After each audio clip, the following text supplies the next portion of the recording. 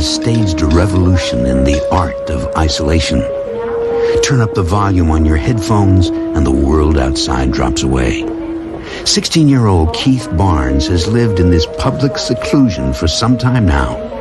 But tonight, the tiny radio on which he depends to keep people out is about to start pulling them in, thanks to a very special frequency that can only be picked up in the Twilight Zone. Good evening. And how are you this evening? Excellent. Jumbo. Yes. Your ticket? Smoking or not? Smoking. It's bad for you, you know, especially someone your age. Hey, doctor's orders. I see. Well, 34B. Enjoy your flight, twerp.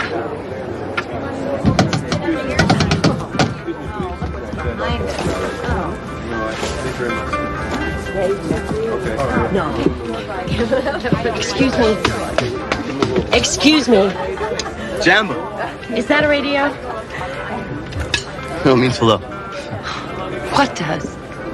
Jambo. In a kind of happy African kind of way. Oh. So is that a radio? A radio? A radio? What you see before you, Madame. Kawazu 940. It features crystal lock tuning, quartz scan capabilities, and 12 Mondo watts per channel of pure power. It's a radio. We don't allow radios to be played aboard the aircraft. So please, turn it off. I just told you, Gloria, this ain't no radio. What's the problem, Gloria? Well, it seems our little friend here doesn't want to turn off his radio. Turn it off, bud. And put your feet down. Excuse me. Oh. My seat. Oh, excuse me, sir. Yes, 34A, right there. Let me know if you have any problems, okay? Okay. Excuse me. Catch a couple of plays. This is the smoker? Get something down there. Sorry. That's time to go. We'll take off the next. Only here it's pretty close to 8. Put on your seatbelt. Jambo, dude. I mean, so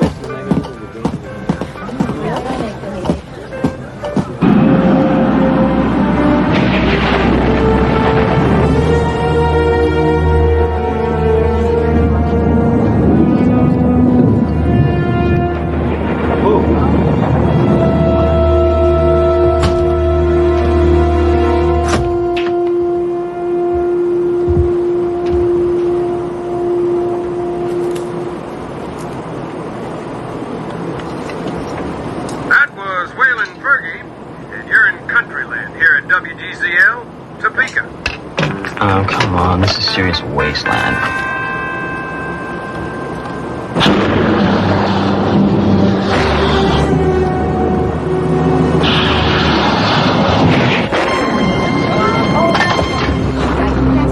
It's all right.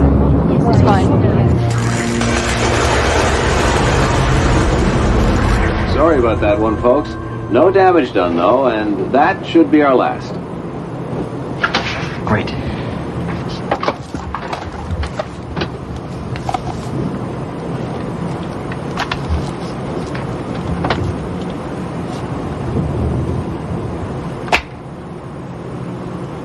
Someone's getting sued. Would you please get out of there? Please. I don't know what you're doing, neighbor. Look, all right. I'm coming out, okay? I'm having a major crisis. Please, I don't feel well. Hurry. All right, can you please cool it? I heard you the first time. I didn't say anything to you. Whoa. Psycho lady.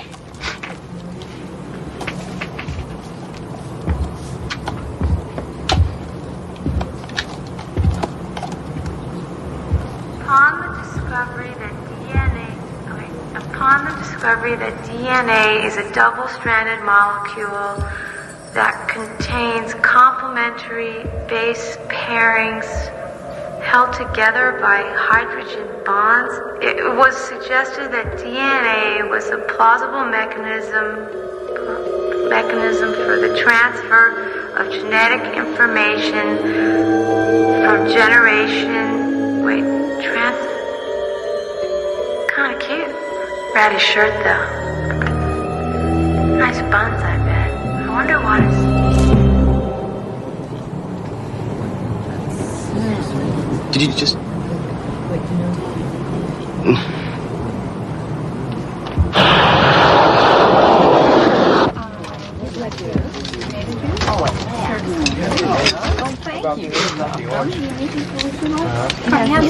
It's incredible.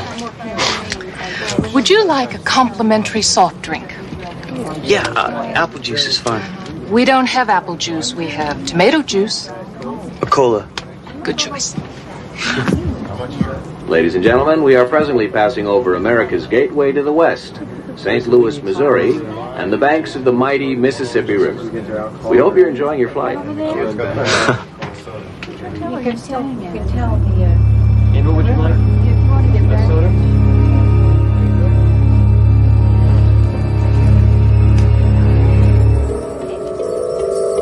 Bureaucrats, incompetents, greedy, insensitive, reckless, playing God with people's lives.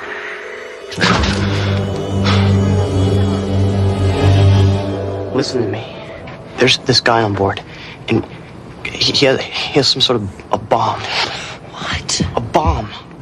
I saw it was in the bathroom with him. Oh, you were in the bathroom with him? Yeah, and... Okay, that's it. Do you know that you could be arrested for making a joke about a thing like that? I'm not joking. I swear it, and we gotta stop him. I'm beginning to think that there is something seriously wrong with you. Now look, I don't have time to keep walking you around this plane, so get back to your seat and stay there. Please, would you tell the captain I'm serious? Now!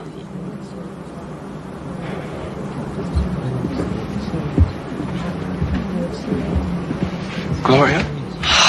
Can I talk to you for a second?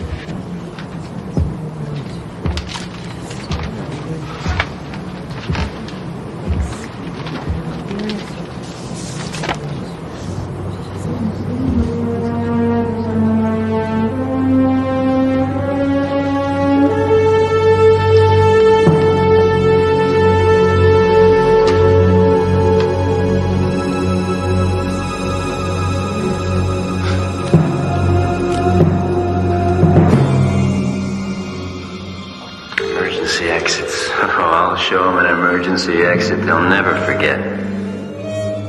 Is something wrong? I said, is something wrong? This is really cool. What? It's like the first. Do you want to hear it? Hey, it's cool. Different drummers, you know.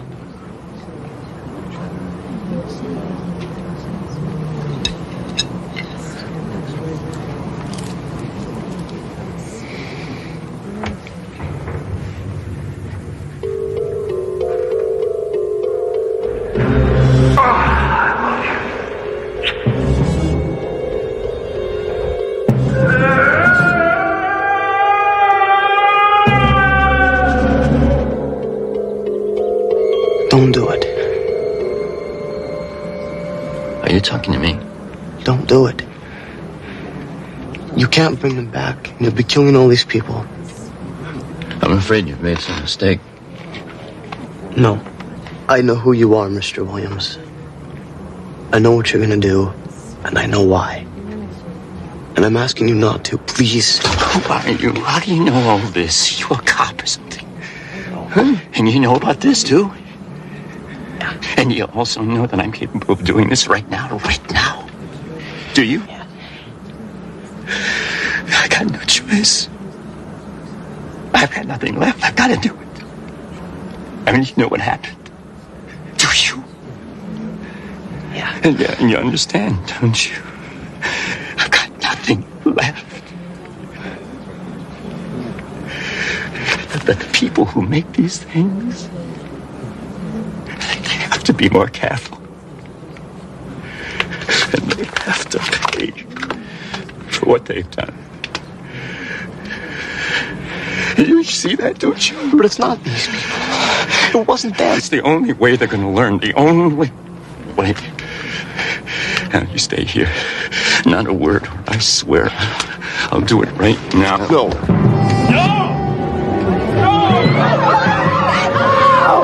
Stay back! Stay back! Don't come any closer to me! Don't. These are innocent people.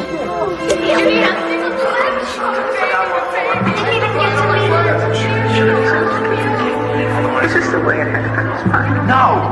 Kill him! Kill the son of a... Afraid. I'm so afraid to make Man, you regret it. It can happen like this, not now. God, I want to live. What do you have to do? Don't. What about Jenny? She needs a father. She's so Why young. isn't Daddy coming home? Where is he? Mommy? Daddy? Why?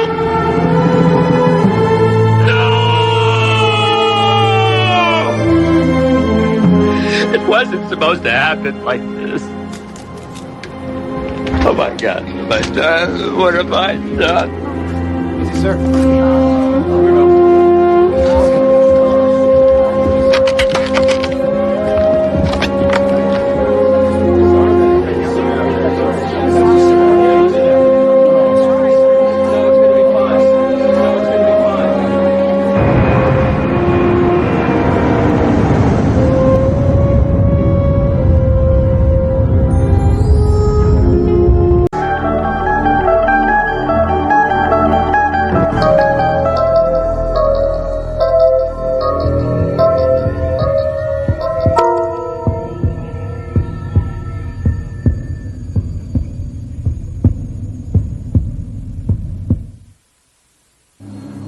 Spectroscopic readings indicate that the atmosphere is a perfect chemical equilibrium, predominantly carbon dioxide with traces of methane and ammonia.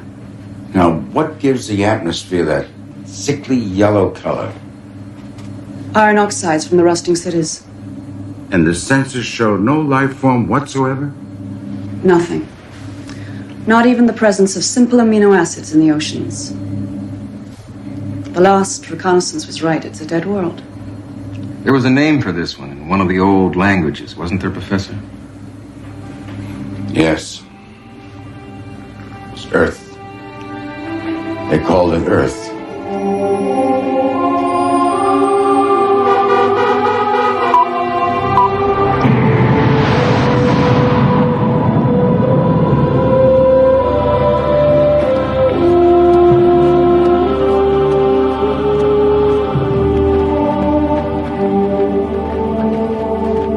Not much left after 1,000 years, is there? Donald, Earth was stripped of artifacts long ago. What are you looking for? Oh, I don't know. Feeling. Sense of place. What it must have been like to live here when the skies were blue and the oceans green with plankton. Too many historians never get to see the things they write about.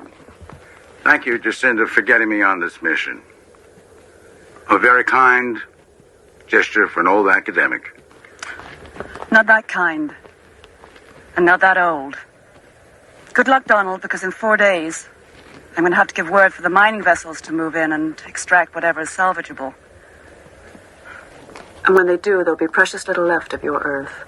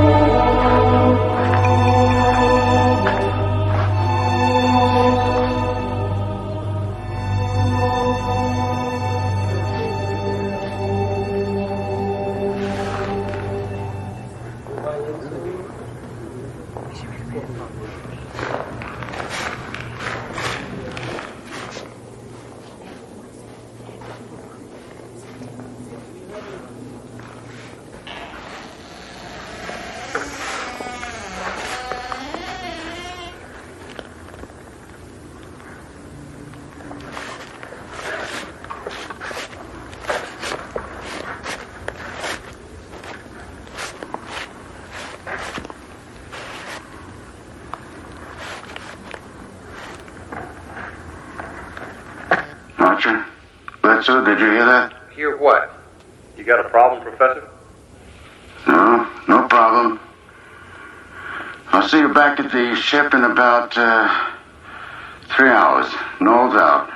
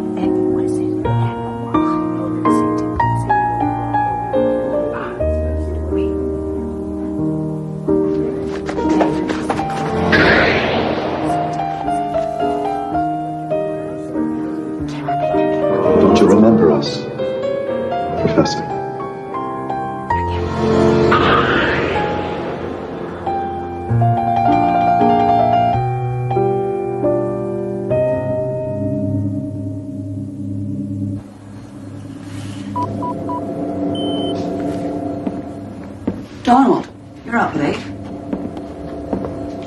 So are you. There's lots of data to log. There's still a treasure trove of minerals on this planet. The inhabitants pretty well bled her dry of all the fossil fuels. There's a wealth of basalt, iron, uranium. You know, it was really quite a beautiful planet. An amazing variety of flora.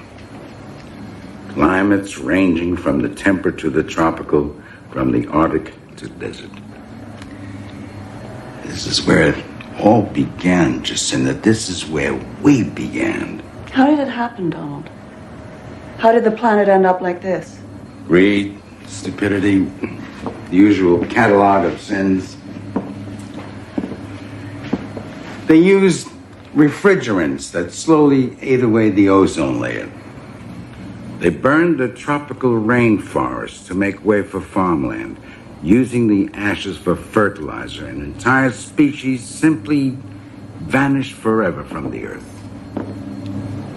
By the time they poisoned the whole biosphere, they had the technology to leave it behind. So they fled into space and cast the earth aside like a half-eaten apple.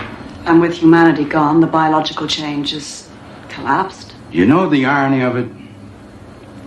The Earth today is almost exactly as it was millennia ago, before the very first rainfall. And for millions of years there had been no rain.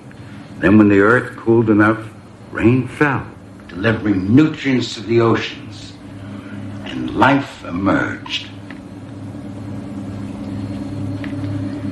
And here we are. Here we are. Returned to commit the final indignity on the planet that nurtured us. Here to put the knife to her one last time. Our ancestors killed this world, not us. The law prohibits us from mining any living world, only dead ones. Like it or not, Donald, Earth is a dead world now. And there's nothing we can do about that.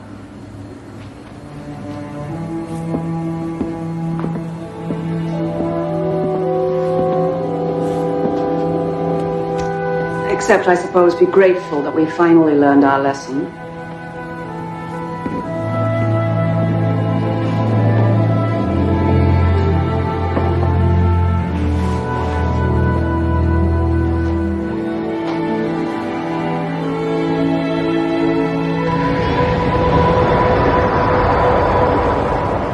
Do you remember us now, Professor?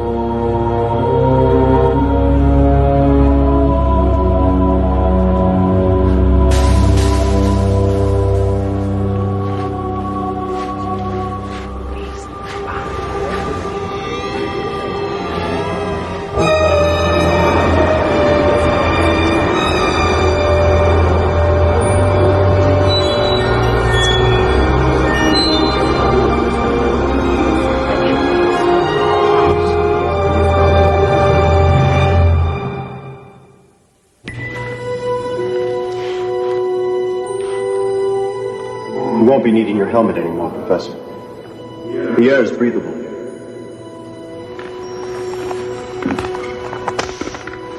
We sort of used a part of our etheric energy to change the molecular structure of the gases. We've been waiting so long. Why did you leave us? Are you back to stay? All of you? Where are the others? Will they follow in more ships? Yes, where are they? When are they coming? My God. All of you. You're... The ones you left behind.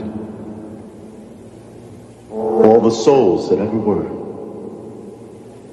All the ones that stood and watched as your ships vanished forever from our sight. All of us that couldn't follow. We never knew. We never knew that you even existed. Didn't you? Didn't a part of you always know? Why is it so important to you to follow us? You're our children, our future, our immortality. Since time began, we've walked among you, sharing in your triumphs, your despair. Now there's nothing. No children, no future. Just a ruined playground you left behind. It doesn't have to be this way. You can follow us, our ship. Your ships warp space in ways we can't. Those of us who have tried have come back disfigured or insane. It's a large universe, Professor. And not nearly as benign as you living like to think it is. Well, then, what can I do? Put your helmet back on.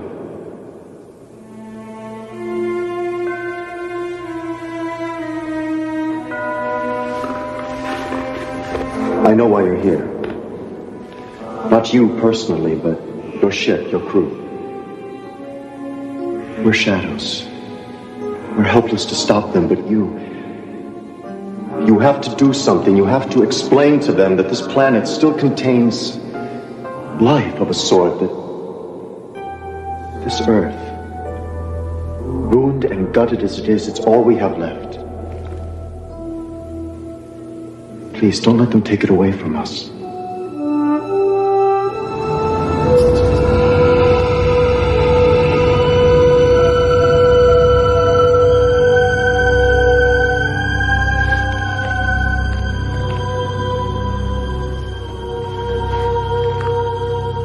Donald, you can't be serious. Do you know what Archer and Bledsoe would say if they could hear you? All I'm asking is for you to keep an open mind. Now, give me a chance and I'll prove it to you. Prove to me that Earth is some sort of haunted planet? How? Jacinda, you were always my best pupil. Let me teach you one last thing.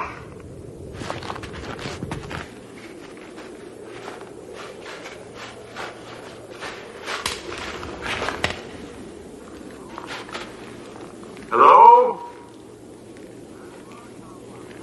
I brought someone. Someone who can help. Please. Let us see you. Please. It's all right.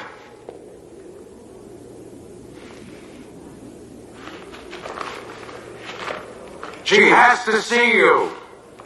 She has to know. Donald. For God's sake, she can help. Why are you doing this? Please. Let us see you. Donald, that's enough. Don't. Damn you! Show yourself! Donald!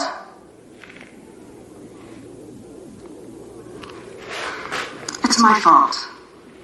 I knew what this planet meant to you. I shouldn't have invited you along to watch it be. Why don't I just forget we ever came here, all right?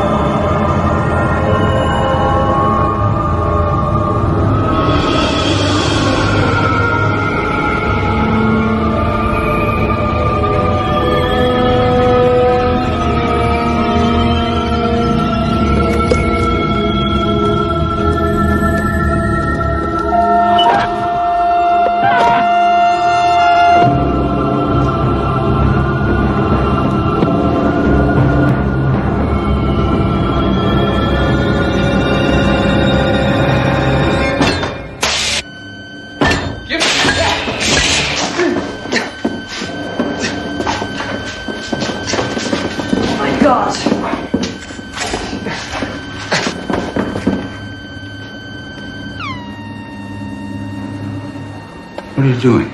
What are we doing? What were you doing? Oh, Donald, how could you do this to us? To all of us? I swear.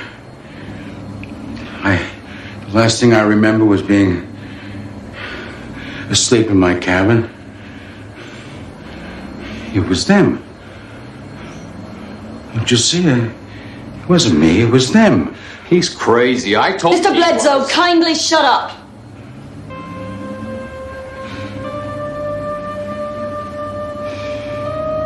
Mr. Archer, please assess the damage to the sensor web and then raise Central on subspace. Tell them we'll be returning Dr. Knowles to Outpost 12. Medical emergency. We'll also be staying over for repairs and then we'll be back to finish our assignment.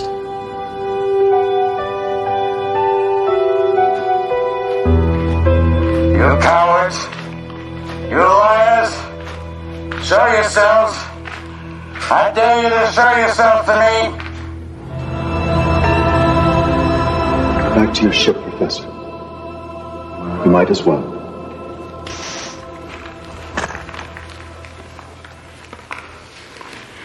Because if I don't, you'll just take over my body and make me go, won't you? That's right. You wanted me to make a fool of myself. You wanted me to be shipped back to civilization. And you'd come with me, wouldn't you? Please understand, Professor, there's no other way. We can't travel through warp space in this form, but in yours, that's a different matter. You can serve as a beacon to the others, showing them the way. And me? What happens to me, my body, when you're done with it? I'm not sure. I have to merge myself fully with your body in order to weather the journey. I'll try to leave it once we get there, but... You don't know if you can. Please try to understand. All we want is to reclaim our future. Your future? You don't deserve a future. Any of you. We may have fled the Earth once it became uninhabitable. But you were the ones who made it that way. You could have saved it. You could have done something, every one of you. But you didn't. Did you? How many of you thought you'd be on one of those spaceships fleeing the dying Earth? How many of you thought you'd escaped, but died before you could? What you say may be true, but it's over and done with long ago. There's nothing we can do about it now. Isn't there? You changed the air in this building from methane to oxygen, from poisonous to breathable. That's a different matter. This is a small, controllable environment. We're talking about a planetary scale. And even if we could, we might lose our consciousness, our awareness. Like you propose to do to me. Cowards. You're still the same cowards who let this planet die, aren't you? Go ahead. Take my body, my life. Save yourselves. At least, I'll know that when my time comes, I can die with a hell of a lot more courage and dignity than you.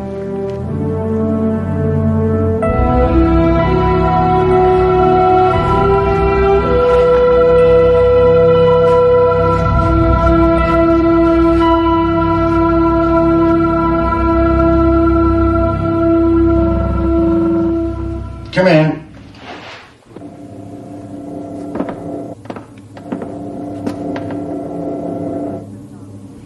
We're about to lift off. I told Central that you requested medical leave. Stress reaction to space travel. It's not uncommon. The damage to the sensor web was minimal. I didn't log your actions yesterday. I appreciate that. You're looking better. Rested. Yes, you might say that I'm expecting to be a new man once we leave the planet. Jacinda, If I should not see you again after this, I just want you to know that I'm grateful for the chance you gave me and for your friendship and for... What's that? I don't know. It sounded like thunder. Well, it's impossible. The atmosphere is at equilibrium. There can't be any.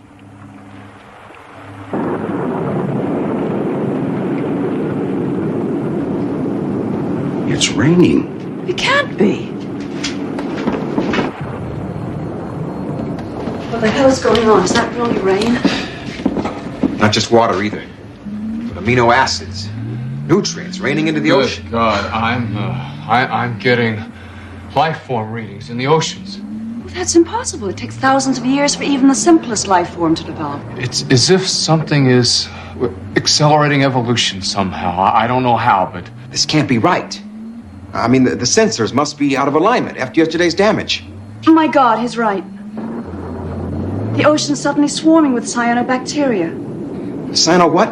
Cyanobacteria was the first complex organism to evolve on the Earth. And it led the way for all life forms to come, including us. Does this mean what I think it means? What it means is we're out of a job.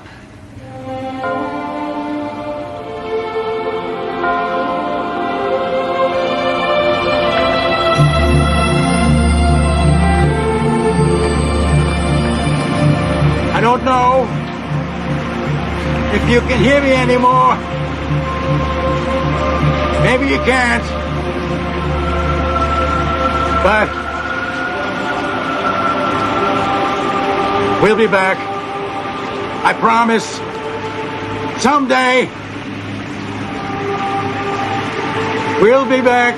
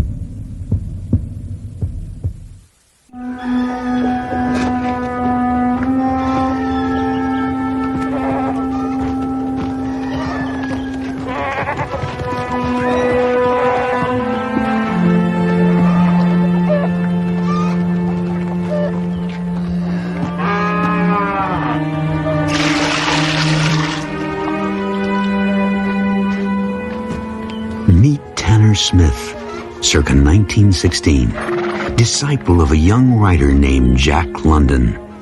Tanner Smith, now consigned to what is affectionately known by the Bowery Boys as the Ref. A grim sojourn into solitude, despair, pain, and sooner than he knows, a curious corner in the Twilight Zone.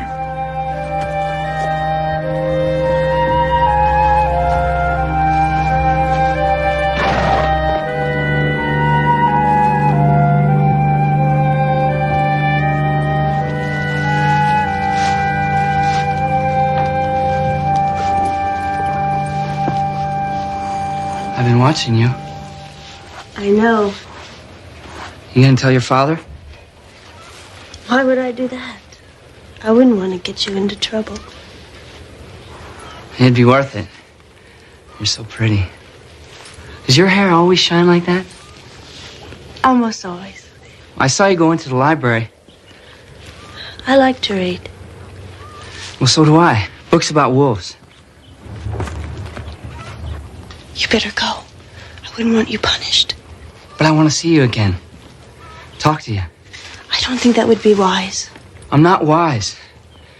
I'm just hungry for someone. I'm Tanner. Tanner Smith. I've got to go. Oh, wait.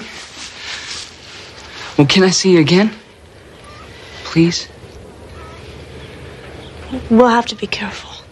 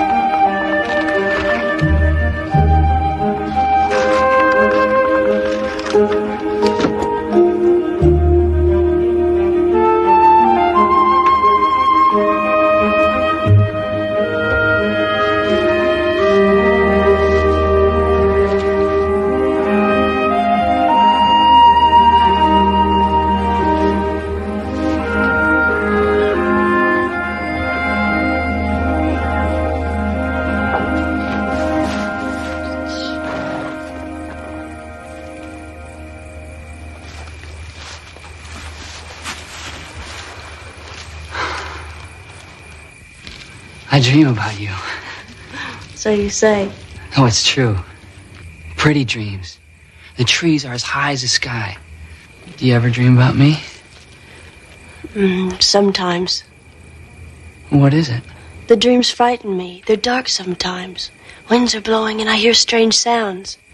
I wake up fearing I'll be calling your name and my father will hear.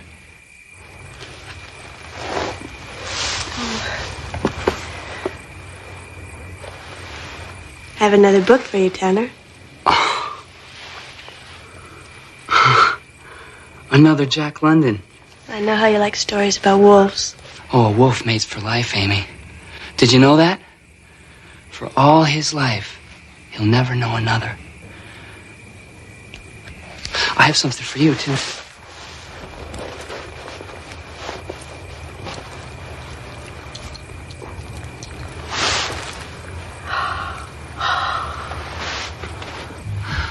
It's lovely. It was my mother's. Really? No. That ain't true. I don't want to lie to you, Amy. I don't ever want to lie. Then where'd you get it? I picked it off a drunk in Chatham Square. But I never hurt no one, Amy. You gotta believe that. I'm sure I had a real gift for picking pockets, but it was just a way of surviving. I had to do it. It's just a way on the streets. You understand? I don't care about all that. I know what you really are. I love you, Tanner. My sweet, gentle Tanner. Amy. Dear Amy. Kiss me, Tanner. Kiss me.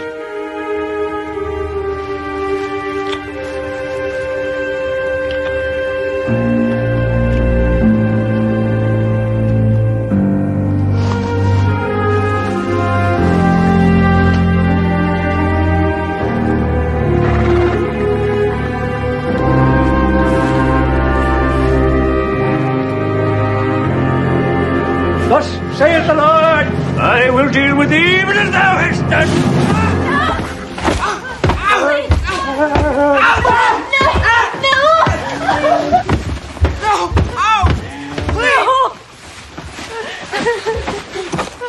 Just like your mother.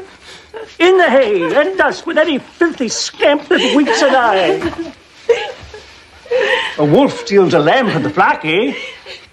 Well, my young sir, to me belongeth vengeance and restitution. I have warned you time and time again to stay away from the scum in this place. They are animals, beasts, to be caged away from the decent people of this world. I have taught you the scriptures, girl. I have prayed that you'd live by them. And I will not have my flesh betray their righteousness. I hate you. And if you should choose to disobey me again and crawl to him in the night, I'll know it. And I will see to it that he's found dead in some dark hallway. No!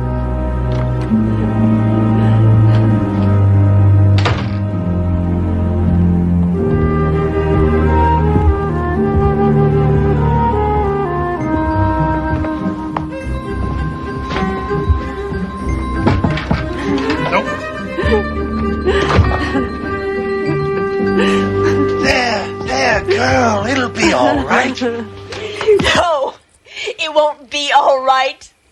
You'll kill Tanner if I ever see him again. I know him. He'll do it. Well, now, Amy, you know the hooky ain't gonna let that happen. You're nothing but a broken down old bum. What could you do? I just want to die. That's what I want. To be dead. No, Amy, dying ain't the answer. Not for you, not for Tanner. Because you're young. You're in love, and you must never give up hope. I'm sorry for what I said. I didn't mean it, Hokey.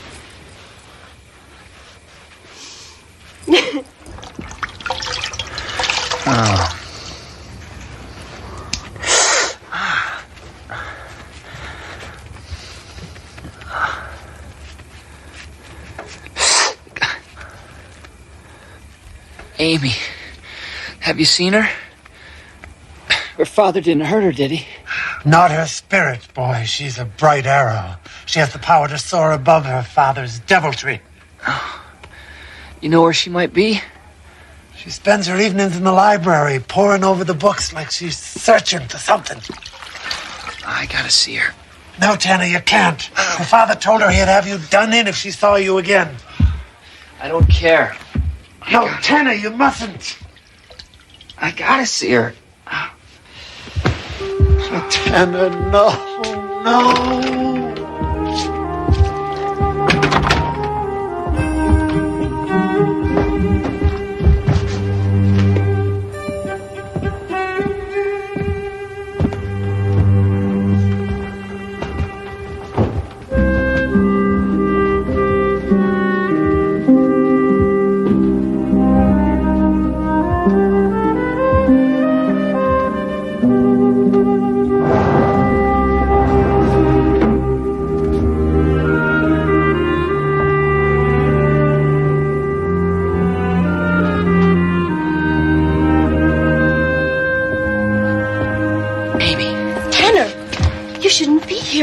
My father. I know, the hokey told me.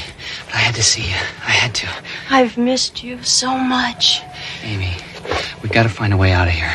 I've thought of everything. There just isn't any way. Except... Except what? Come with me. It's probably the oldest book in the world. But what is it? What's it got to do with us getting out of here? Just listen to me, Tanner. I'm listening, but I don't get it. But I just don't understand, Amy. You believe in the human soul, don't you? Well, I guess I do. Tanner, this book is all about releasing the soul to renew its existence into another time and place. Look, you see these lines? Yes, I see them, but what does it have to do with us? I don't know if it's really true. But the book says by concentrating on the lines, you'll soon be able to see a door. And if you persevere, you'll be able to open that door and pass right through it. Pass right through it? But to where, Amy? Where? A better world, Tanner. A free world.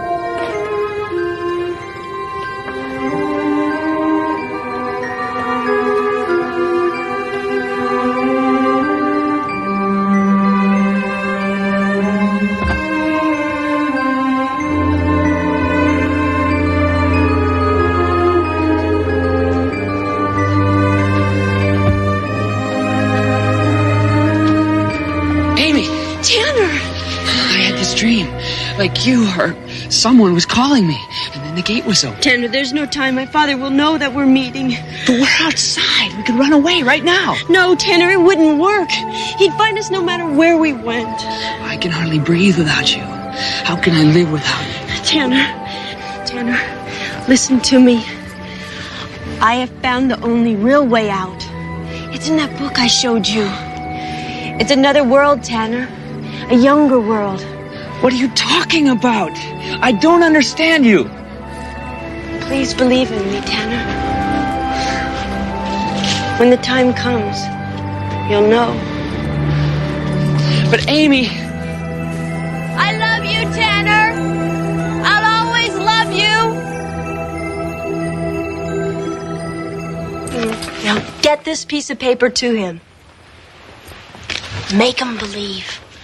Promise me. I promise, Amy, I promise, but I don't think he'll believe me. If you're convinced, he'll believe you. Amy, are you sure of what you're doing? For the first time, I do feel hope. Now remember, Hokey, I may seem dead, but I won't be. My mind and spirit will just separate from my body. But Amy, if you seem dead, your father will think you are, and he'll try to bury you. I don't know what will happen, but I'll be free.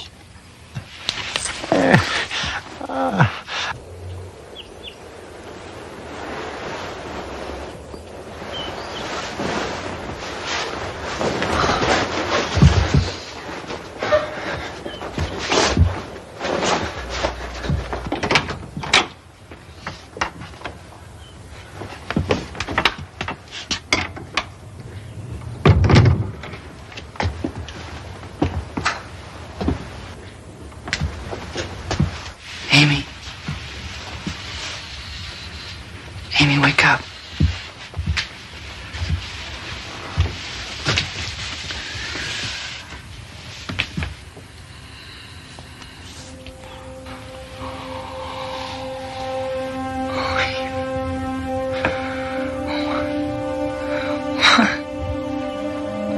No!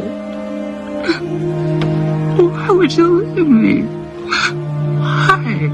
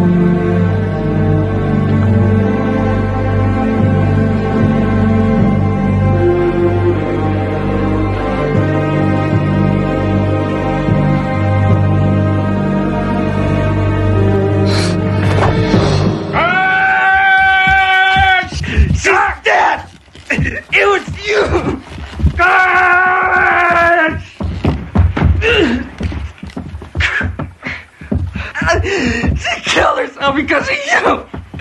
Damn you! Take him to the hole and lace him up tight!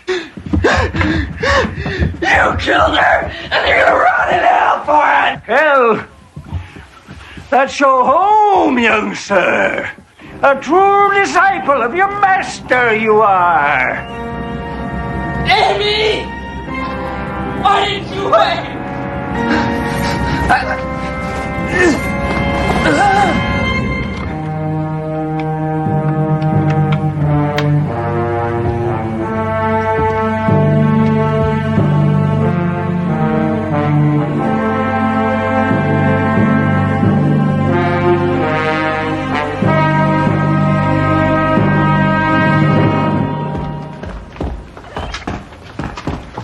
Tanny!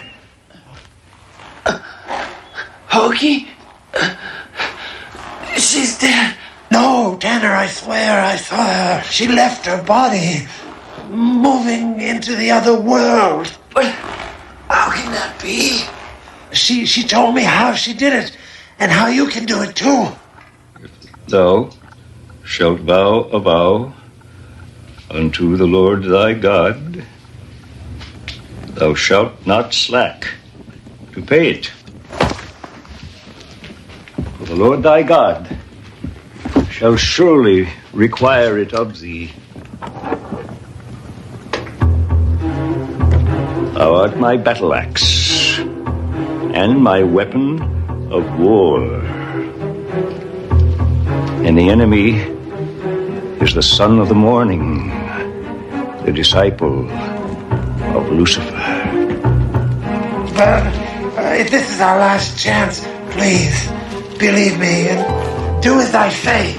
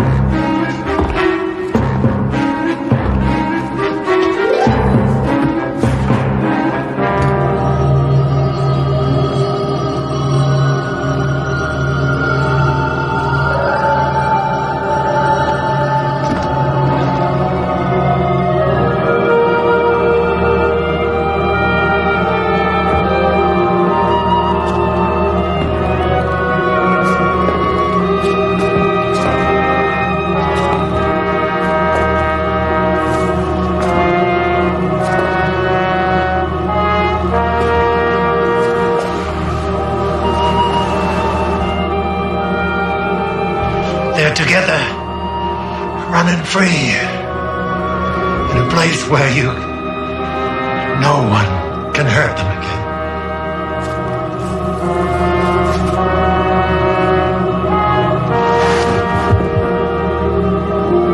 A song of the younger world.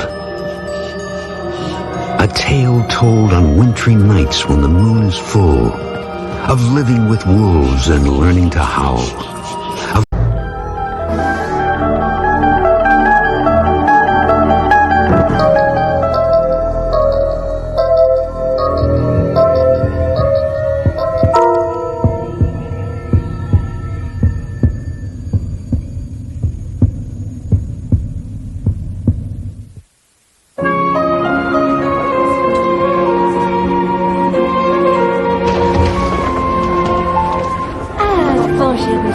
Hello, Marie.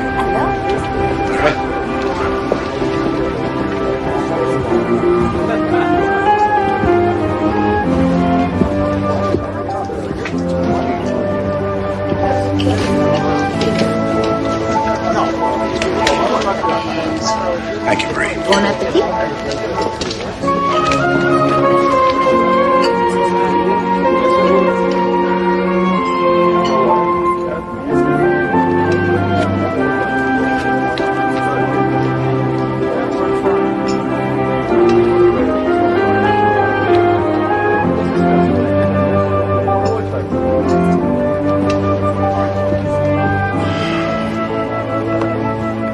Found this in my office, on the floor.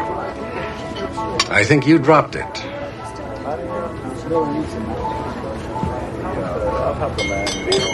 Ira, I've seen you staring at that picture before, mooning over it.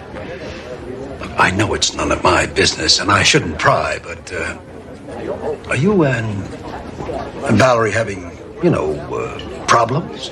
Marvin, what are you talking about? She isn't a client, is she? client? Ira, is there something going on with her?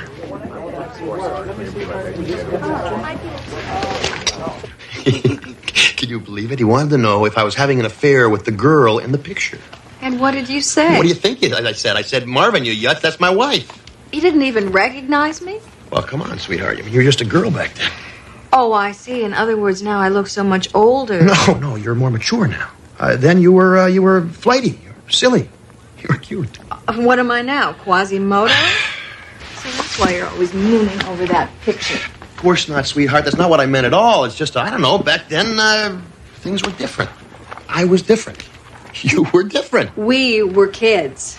Would you really still rather be driving around in that stupid old van of yours, searching for ourselves, finding who knows what kind of body lice? Don't tell me you don't miss those days. You said so yourself. I couldn't get enough of you in those days. I was insatiable.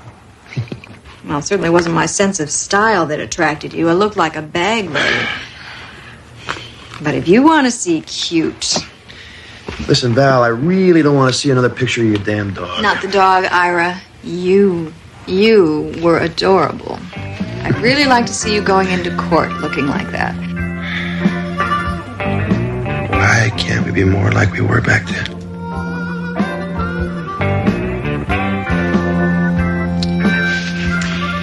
It's late. I gotta get up early. Hey. I am still insatiable, you know. So take an appetite suppressant or something. I'm going to sleep.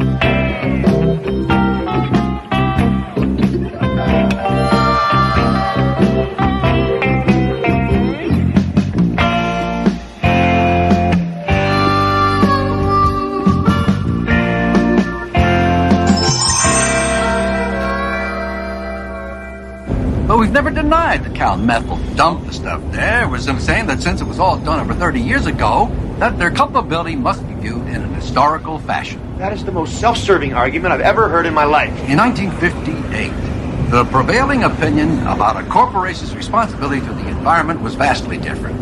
Cal Methyl will clean up the site, and that'll be that. Besides, no one's health was impaired. Marvin, how do you sleep at night? Mothers give birth to deformed babies because of our climate. How can anyone doubt the public-mindedness of a corporation that sponsors 2 symphonies and 3 TV documentaries a year, all on endangered species? We're not a PR firm, for God's sake. Come on, man. The argument is not without precedent. You know it. It's exactly the same position that Ogilvy, Melnick, Blinkman, and Schramm used in the New Hampshire versus Fahrenheit case, which, as you very well know, the smart one says is going to be upheld. Marvin, pull over.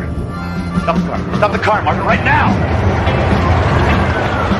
But Ira, the reservation's for 12:30. Can't help it, Marvin. I'll see you back at the office. I'm probably waiting there already.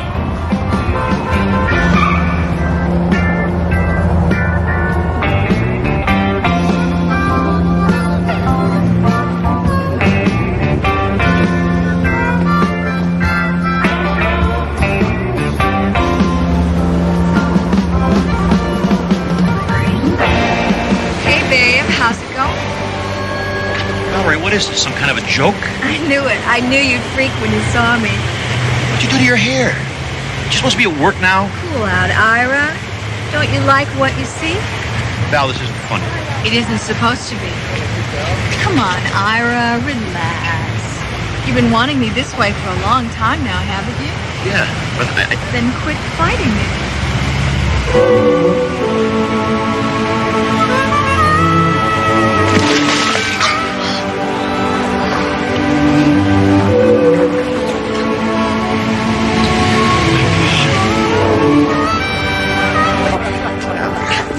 A joke is a joke, Val. This is ridiculous. Call her.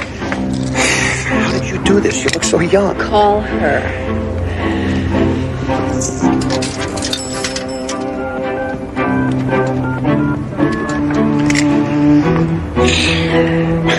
aerobics. Can I help you? Yeah, Annie? Ira? Yeah, it's Ira, right. Valerie's not there, is she? Yeah, of course she is. She is? I told you. Yeah, you want to talk to her? Yeah. I'll put her on. Hello? Valerie? Ira? What's wrong, hon? You sound... Wrong? No, nothing's wrong. I won't be home for dinner. You're on a late appointment. I have a late appointment. Oh. Okay. Ira? Yeah, Val, listen, I'll get something to eat somewhere. Love is all you need. Love is all I need. Listen, Val, I'll get something at the deli, okay? Ira, are you sure you're all right? You sound like you've had a stroke. No, I'm fine. I'm real fine.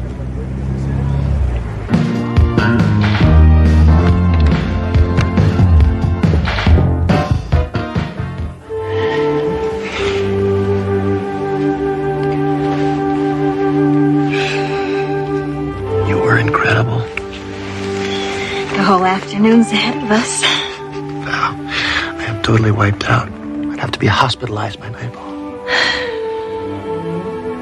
This day, it's real.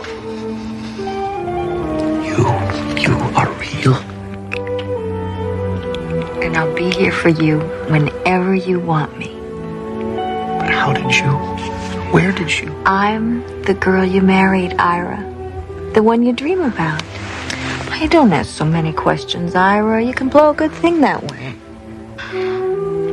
Don't you get it? You've been thinking so much about the way it used to be that what you want so bad has become real. That's me. The Valerie that you remember.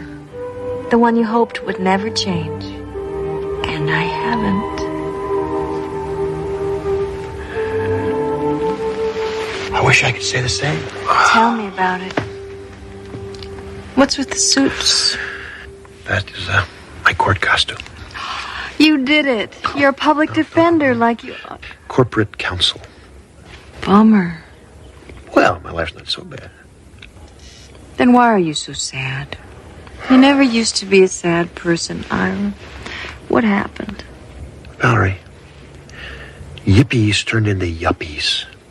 Jerry Rubin runs a business networking salon, whatever the hell that might be, and that is what happened. Okay, I know how that must sound, and you're right. There's much more to it than that. I'm just being facile. I'm oversimplifying. I mean, it's a whole evolution of the social infrastructure we're talking here. So much more gradual, much more complex. Jeez, Val, you gotta understand. You must.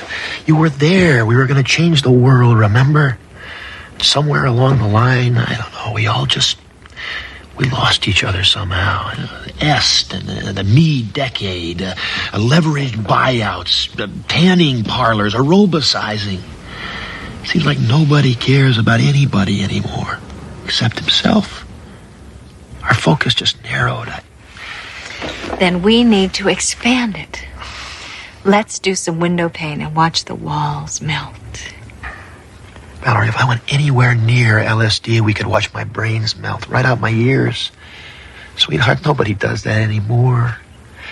Wake up, smell the 80s. Jeez, Ira, you are a stone drag. Where you going? You just got here. You know, man, we used to laugh at people like you.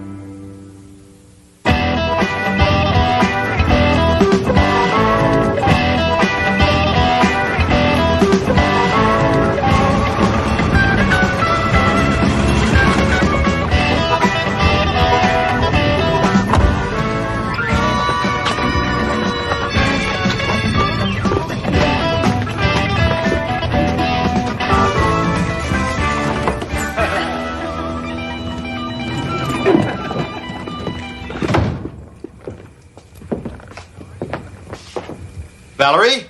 I'm in here.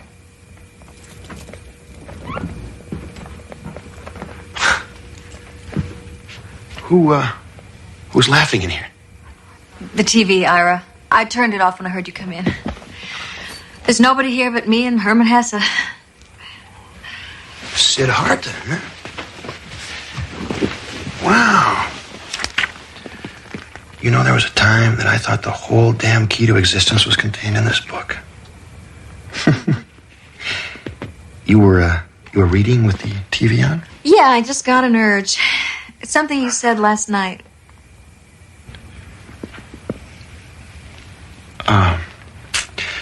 Don't stop on my account.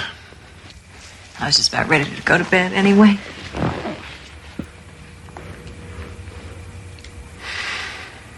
You go on. I'll be up in a while. I have some transcripts to proof.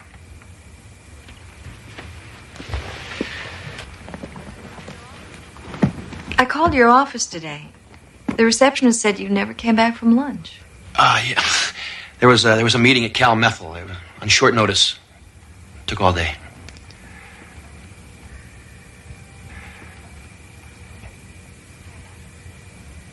Okay, Ira.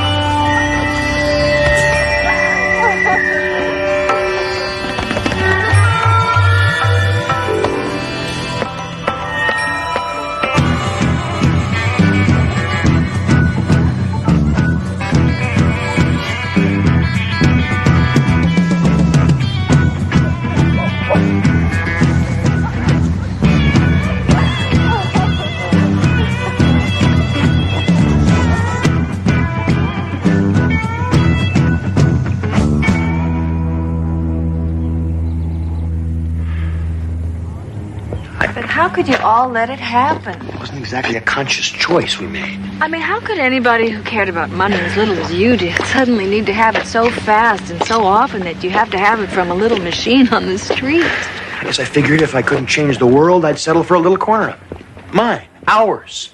Make it safe and secure, and that takes money. And have you done that? I'm a sellout. Is that what you're saying? Oh, it's not that, babe. It's just, well, are you happy? Yes, I am happy.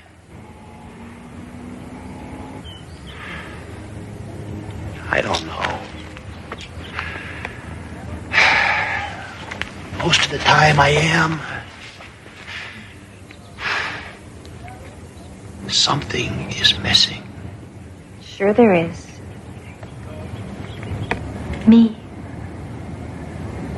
Come on, honey, you've got to tell her. What about I've been a memory too long. It's her turn now.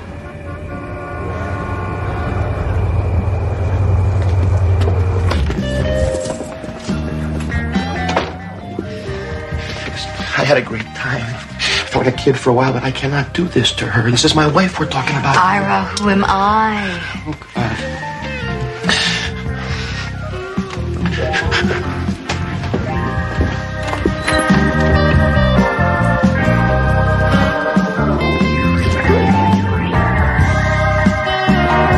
Valerie?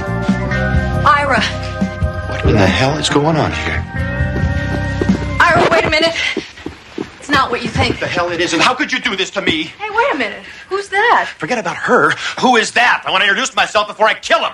Oh, my God. Ira. It's me. So you've been doing it, too. What do you mean, too? Come on, everybody. Let's not get uptight. You know, you're beginning to sound like something out of a rerun of the Mod Squad. If there was ever a reason to get uptight, my friend, this has got to be it. What is going on here? I don't know, but I guess two can be nostalgic as easily as one. Wait a minute. Wait a minute. This guy is not taking my place. But Ira, what about me? What about us? Forget it. I must have been crazy to even consider it. I want the two of you out of here right now. Why? I haven't wasted my life. I deserve to be here. So does she. Yeah, man, we've got a handle on all this stuff that counts. The dreams, the ideals, the love. What are you talking about? You are 18 years old. You don't know squat about life or love. Real love is commitment.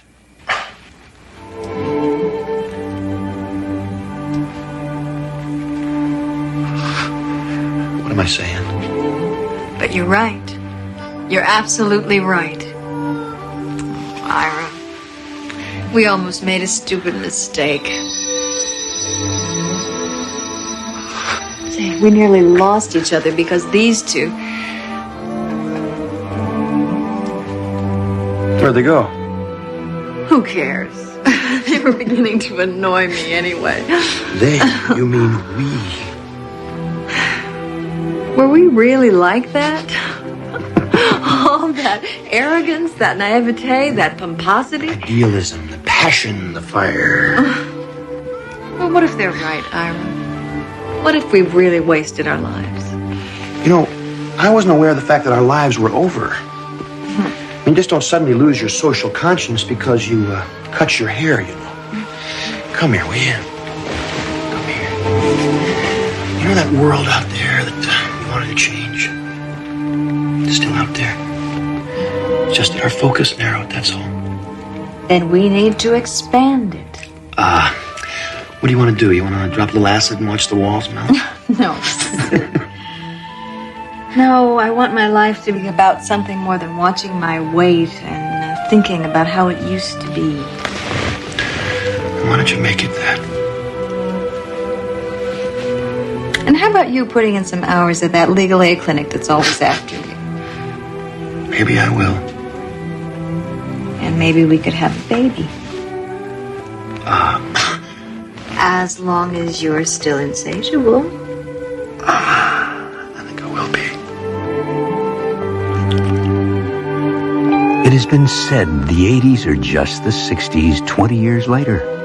The costumes may change, but the cast remains. The arrogant, the radical, the naive and the cynical, the misplaced and the spaced. Each a stage in the growth of a generation as it treads the tail end of the 20th century.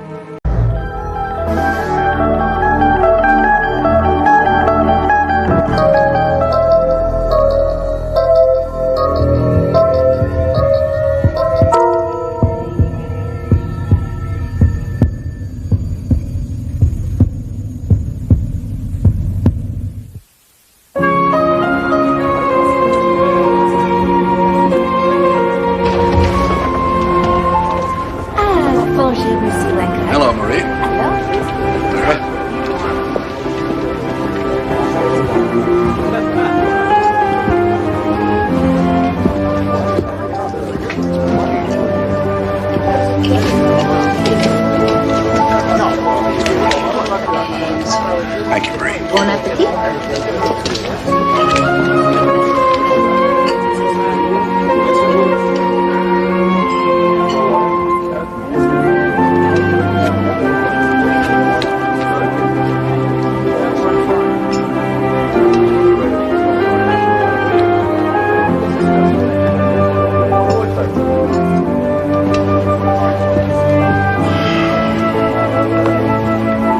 found this in my office on the floor. I think you dropped it.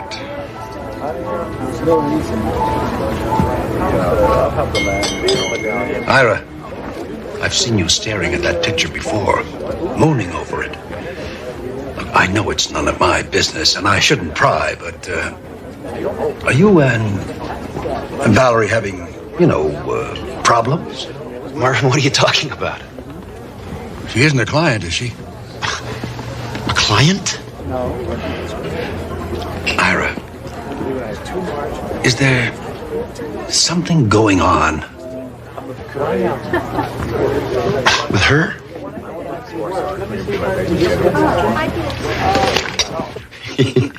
Can you believe it? He wanted to know if I was having an affair with the girl in the picture. And what did you say? What do you think I said, Marvin, you yutz, that's my wife. You didn't even recognize me? Well, come on, sweetheart. I mean, you were just a girl back then. Oh, I see. In other words, now I look so much older. No, you're more mature now. Then you were flighty, you were silly, you were cute. What am I now, Quasimodo? See, that's why you're always mooning over that picture. Of course not, sweetheart. That's not what I meant at all. It's just, I don't know, back then, things were different. I was different. You were different. We were kids. Would you really still rather be driving around in that stupid old van of yours, searching for ourselves, finding who knows what kind of body lice? Don't tell me you don't miss those days. You said so yourself. I couldn't get enough of you in those days. I was insatiable. Well, it certainly wasn't my sense of style that attracted you. I looked like a bag lady. But if you want to see cute... Listen, Val, I really don't want to see another picture of your damn dog. Not the dog, Ira. You were adorable. I'd really like to see you going into court looking like that. Why can't we be more like we were back then?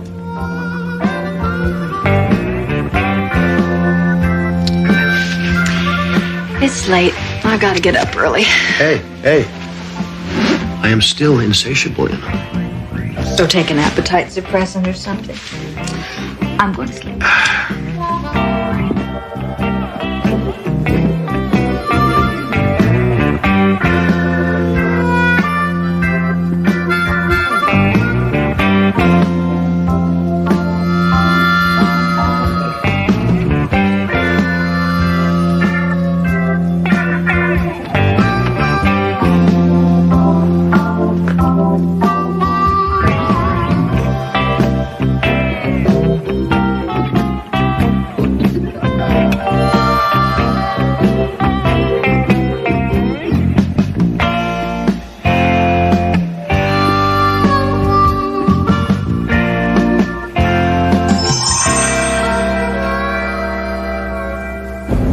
Denied that Cal Methyl dumped the stuff there. Was saying that since it was all done over 30 years ago, that their culpability must be viewed in an historical fashion. That is the most self-serving argument I've ever heard in my life. In 1958, the prevailing opinion about a corporation's responsibility to the environment was vastly different.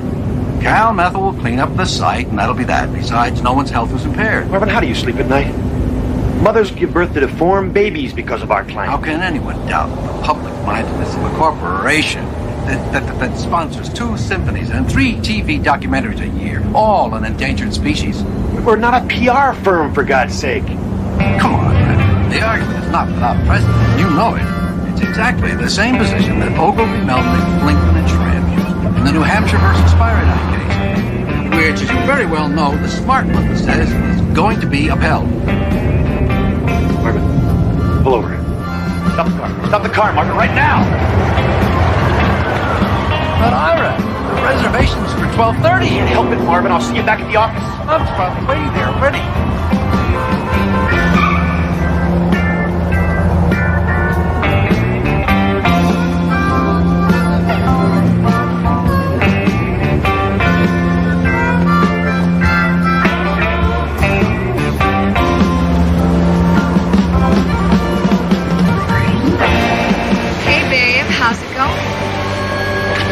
What is this, some kind of a joke? I knew it. I knew you'd freak when you saw me.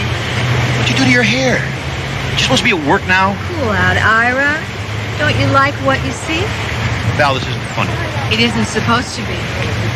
Come on, Ira, relax. You've been wanting me this way for a long time now, haven't you? Yeah, but Then quit fighting me.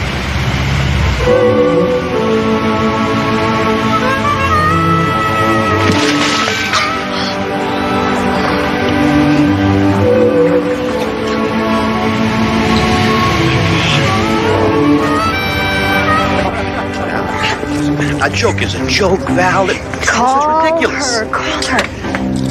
How did you do this? You look so young. Call her.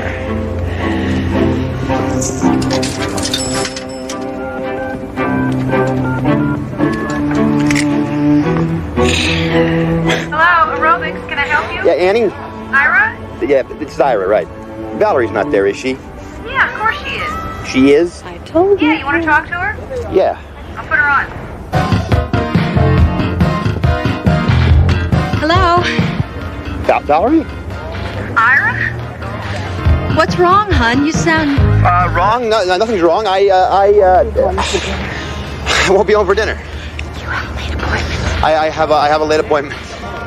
Oh. Okay. Ira? Yeah, Val, listen, I'll get something to eat somewhere. Love is all you need. Love is all I need.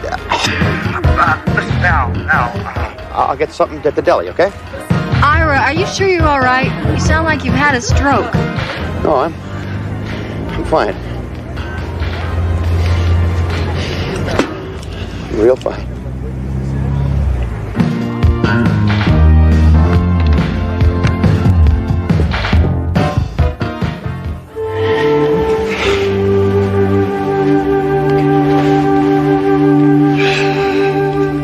You were incredible. The whole afternoon's ahead of us. Val, I am totally wiped out. I'd have to be hospitalized by nightfall. This day, it's real. You are real. And I'll be here for you whenever you want me. But how did you? Where did you? I'm the girl you married, Ira. The one you dream about. Why, don't ask so many questions, Ira. You can blow a good thing that way. Don't you get it? You've been thinking so much about the way it used to be that what you want so bad has become real. That's me. The Valerie that you remember. The one you hoped would never change. And I haven't. I wish I could say the same. Tell me about it. What's with the suits? That is my court costume. You did it. You're a public defender like you are. Corporate counsel. Bummer. Well, my life's not so bad. Then why are you so sad? You never used to be a sad person, Ira. What happened? Valerie, yippies turned into yuppies. Jerry Rubin runs a business networking salon, whatever the hell that might be, and that is what happened. Okay, I know how that must sound, and you're right. There's much more to it than that. I'm just being facile. I'm oversimplifying. I mean, it's a whole evolution of the social infrastructure we're talking here. Something much more gradual, much more complex. Jeez, Val, you gotta understand. You must. You were there. We were gonna change the world, remember? Somewhere along the line, I don't know, we lost each other somehow. Est and the Mead decade, leveraged buyouts, tanning parlors, aerobicizing. Seems like nobody cares about anybody anymore, except himself. Our focus just narrowed. Then we need to expand it. Let's do some window pane and watch the walls melt. Valerie, if I went anywhere near LSD, we could watch my brains melt right out my ears. Sweetheart, nobody does that anymore. Wake up, smell the 80s. Jeez, Ira, you are a stone drag. Where you going? You just got here. You know, man, we used to laugh at people like you.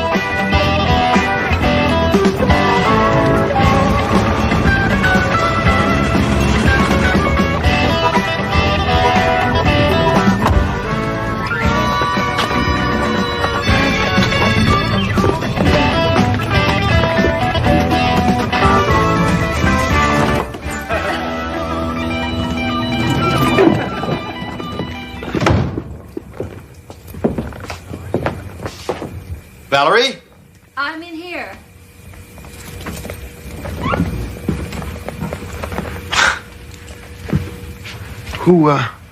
Who's laughing in here? The TV, Ira. I turned it off when I heard you come in. There's nobody here but me and Herman Hesse. Sid Harton, huh? Wow. You know, there was a time that I thought the whole damn key to existence was contained in this book. You were reading with the TV on? Yeah, I just got an urge. It's something you said last night.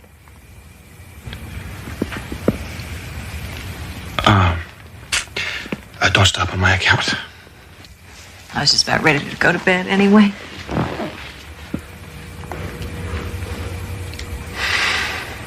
You go on. I'll be up in a while. I have some transcripts to proof.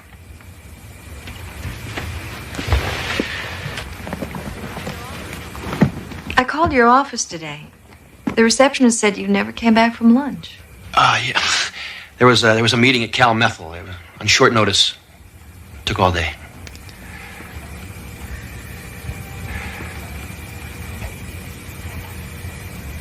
Okay, Ira.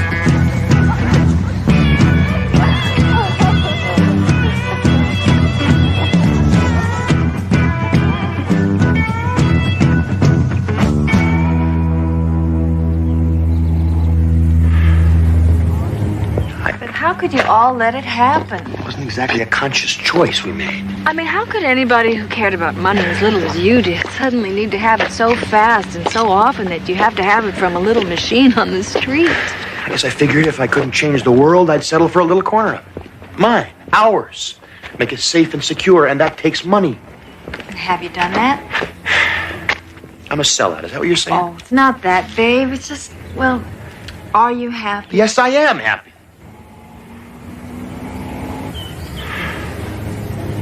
I don't know. Most of the time I am. something is missing. Sure there is. Me. Come on, honey, you've got to tell her. What about I've been a memory too long. It's her turn now.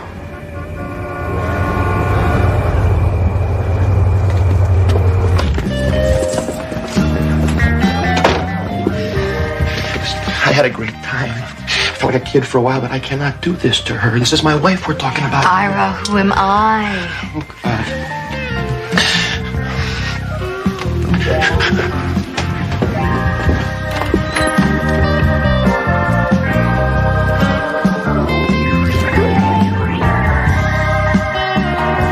Valerie? Ira. What in the hell is going on here? Ira, wait a minute. It's not what you think. What the hell it is, and how could you do this to me? Hey, wait a minute. Who's that? Forget about her. Who is that? I want to introduce myself before I kill him. Oh, my God. Ira. It's me. So you've been doing it, too. What do you mean, too? Come on, everybody. Let's not get uptight. You know, you're beginning to sound like something out of a rerun of the Mod Squad. If there was ever a reason to get uptight, my friend, this has got to be it. What is going on here? I don't know, but I guess two can be nostalgic as easily as one. Wait a minute. Wait a minute. This guy is not taking my place. But Ira, what about me? What about us? Forget it. I must have been crazy to even consider it. I want the two of you out of here right now. Why? I haven't wasted my life. I deserve to be here. So does she. Yeah, man, we've got a handle on all this stuff that counts. The dreams, the ideals, the love. What are you talking about? You are 18 years old. You don't know squat about life or love. Real love is commitment.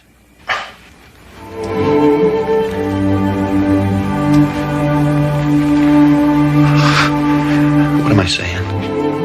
But you're right. You're absolutely right. Ira, we almost made a stupid mistake. Say, we nearly lost each other because these two. Where'd they go? Who cares? They were beginning to annoy me anyway. They? You mean we? Were we really like that? All that arrogance, that naivete, that pomposity. Idealism, the passion, the fire. Well, what if they're right, Ira? What if we've really wasted our lives? You know, I wasn't aware of the fact that our lives were over. I mean, just don't suddenly lose your social conscience because you cut your hair, you know. Come here, will you? Come here. You know that world out there that you wanted to change? It's still out there. It's just that our focus narrowed, that's all. Then we need to expand it. What do you want to do? You want to drop a little acid and watch the walls melt? No. No, I want my life to be about something more than watching my weight and thinking about how it used to be. Why don't you make it that? And how about you putting in some hours at that legal aid clinic that's always after you? Maybe I will. And maybe we could have a baby.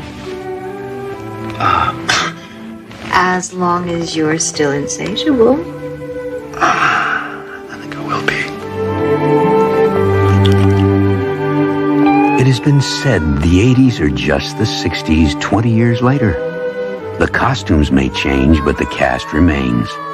The arrogant, the radical, the naive and the cynical, the misplaced and the spaced. Each a stage in the growth of a generation as it treads the tail end of the 20th century.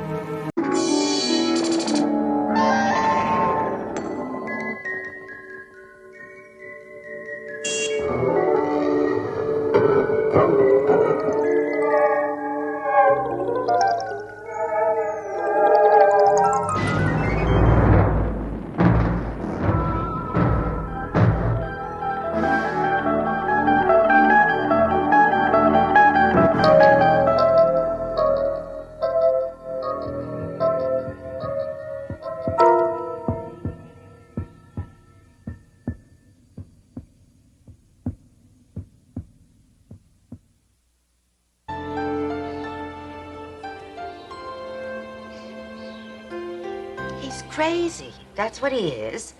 A loony. A nutcase. A genuine wacko. Uncle Edgar is always looking for things. Things like 3 paper clips or a chrome coat hanger. Or 1 patent leather tap shoe. He rummages through trash cans. He goes to garbage dumps. He's always bothering my other tenants. One day it's bicycle spokes. Then it's baseball cards. And who do the tenants complain to? Yours truly. He won't let anybody into his apartment. Not even his own niece. All that junk he's collecting, it's a fire trap. He could hurt himself. And other people. Namely, me. He needs your help. Yesterday, he wanted a yo-yo. By 6 o'clock. And last week, pieces of broken dolls. Heads, arms, legs. Please do something, Doctor. Please, for his sake. And ours.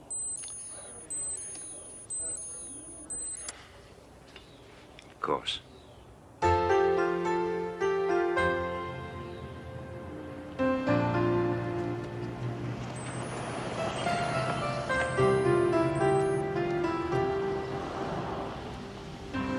His bell don't work. Mrs. Milligan. I think he's disconnected it. Down there, in the basement. Oh, thank you.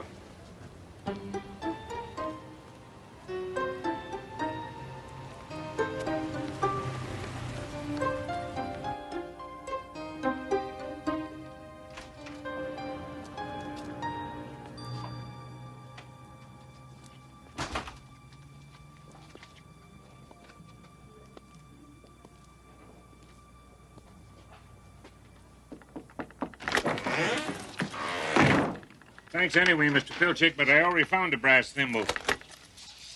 You're not Mr. Pilchick. I'm Dr. Jeremy Sinclair. May I talk to you, Mr. Some other Witherspoon? time, perhaps. I have to look for a doll's head.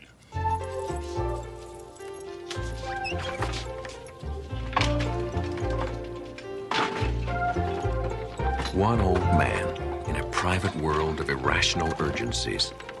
For Dr. Jeremy St. Clair, an all too common sight. But Edgar Witherspoon is a most uncommon old man, with a secret that reaches out to the 4 corners of the earth, as the good doctor is about to discover. Your niece. She worries about you. She's a very nice woman, so tell her not to worry. See, a simple solution. Thanks for coming. It's been a pleasure meeting you, but I have to get on with my work. Your work? I bet you'd like to know what it is, wouldn't you? Yes. Wrong answer. You see a doll's head here anywhere? You mean like that? Ah, too big. Also brunette. I need blonde. And I need it in 5 minutes. And, what for? You want Santa Barbara to fall into the ocean? No. Then stand aside, sir. Stand aside.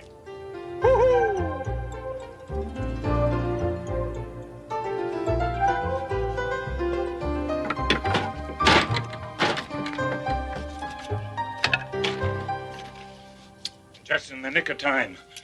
No time to lose. Mr. Witherspoon. I'm sorry. I shouldn't be rude. You've come all this way to see me. May I come in? And it was so nice, a pleasure meeting you. Tell my niece hello. Now, if you'll excuse me, I've got to stop the shaking in Santa Barbara. Mr. Witherspoon. Oh, on your way out, could you dump this?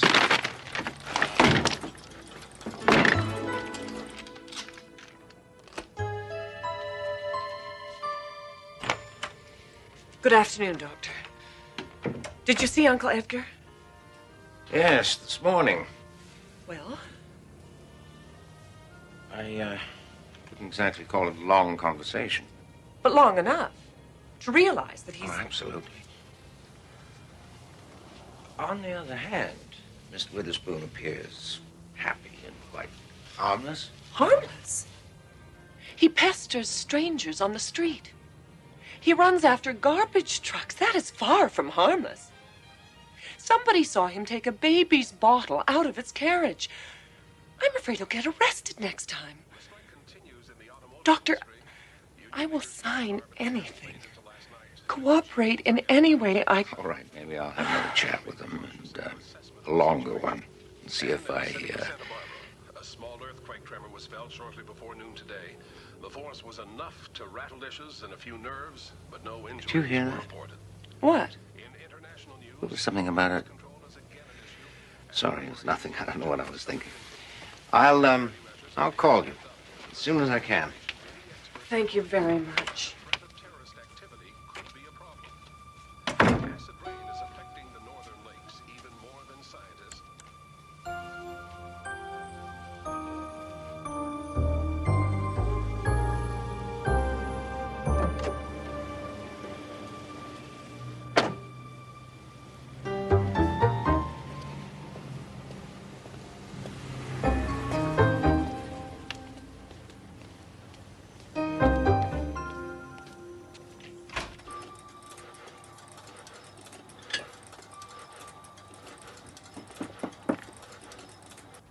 Mr. Witherspoon?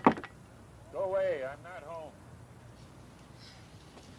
It's Dr. Sinclair. I was here last week, you remember? Sorry, I wasn't home last week either.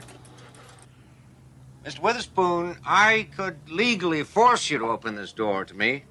Is that what you want?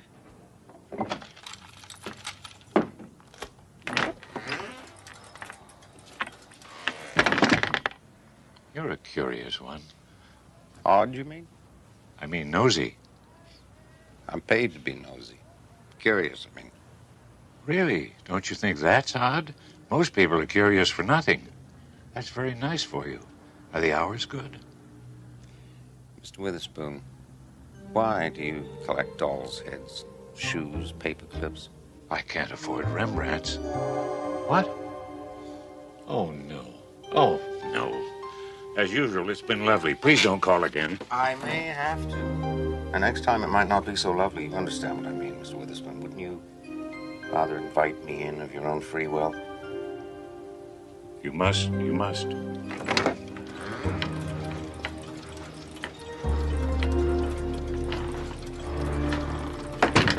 Be very, very careful where you walk.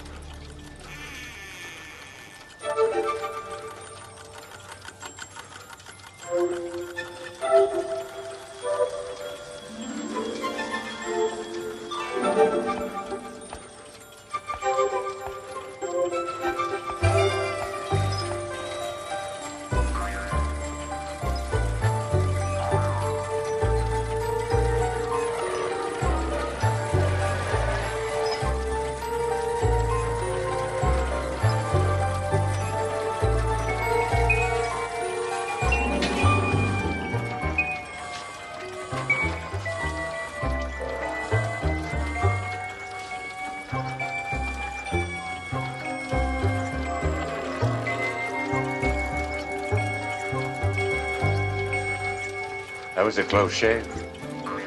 This is very interesting, Mr. Witherspoon. What is it? This? This is the only thing that keeps the world from going poof.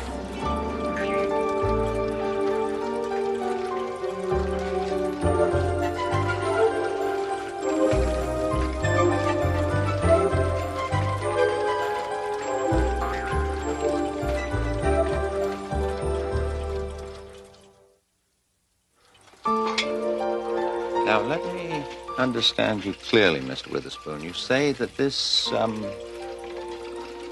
is what keeps the world from going poof? And it's not easy. Most things are nearly impossible to find. Where would you look for a skate key? Oh, I can't imagine. I found one, though. You think that's crazy? Well... You wouldn't by any chance have a business card, would you? Oh, yes, of course.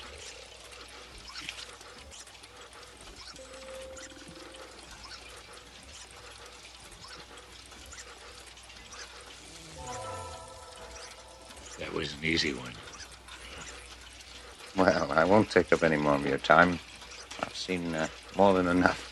I used to be an engineer. Earned lots of money. Then I retired. Worst mistake I ever made. Life was so damned boring. And then the voice spoke to me. Oh, you also hear voices. You too? Please, tell me about it. I was sitting in the park one day feeding the pigeons, and suddenly, there it was, the voice. Edgar, it said, have you ever been to England? Oh, yes, why? No, that's what the voice asked me. Edgar, it said, in the heart of Big Ben, there is a pendulum that tells the clock how fast to tick. At the bottom of the pendulum, on top of the big weight, there's a stack of pennies. Every so often, they take one off. The clock speeds up. Or they put one on. The clock slows down. The pennies change the balance just a little, but enough to keep the whole mechanism running perfectly. So, what you have here is some kind of clock. Of course not. Why would I build a clock? $3, any drugstore. Doesn't lose 10 seconds in a year. Anyway, the voice said, Edgar, the world is a funny place. Little wars here, big wars there, volcanoes going off, storms, tornadoes, a terrific amount of noise and bother. You have to build something that will keep the world from going too far, maybe even going poof. What the pennies do for Big Ben, this does for the world. Who do you think it is who's speaking to you? Well, sometimes I think it's God. And then I think, no, God would have a deeper voice. Would you care for a prune, Doctor? Oh, no, thank you. I was just leaving. But you've just arrived. Oh, careful! I have no idea how the thing works. All I know is that the voice tells me what it needs, and I get it. Goodbye, Mr. Witherspoon. You keep up the good work. We could call it a sculpture. Would that make my niece happy? What? Oh, no. If you happen to run across an old tuba, would you bring it by? I need it in 2 hours.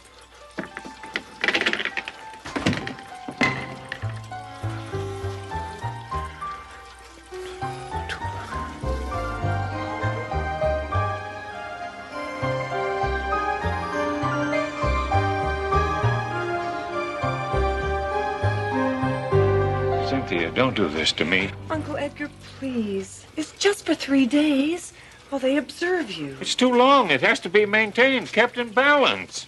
Mr. Witherspoon, you hear voices. That isn't normal. You must understand that. You hear voices, too. No, healthy people do not hear voices. You hear mine, don't you? That's not the same thing. Why, what's the difference between a sane man hearing a crazy voice and a crazy man hearing a sane voice? Maybe the truth is somewhere in the middle. You don't understand the risk you're taking. I knew it. There goes Tatoa. What's Tatoa? A tiny island in the South Pacific. What time is it?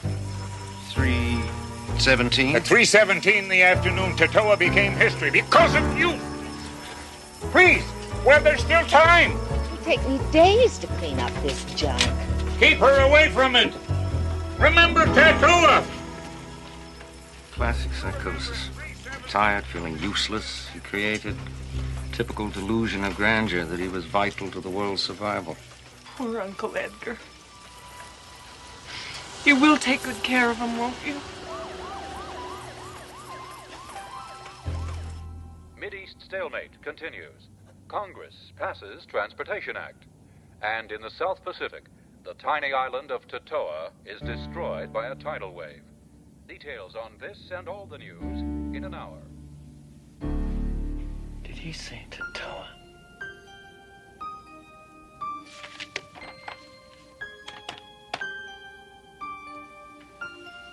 Yes, the number for the Chronicle, please. Thank you.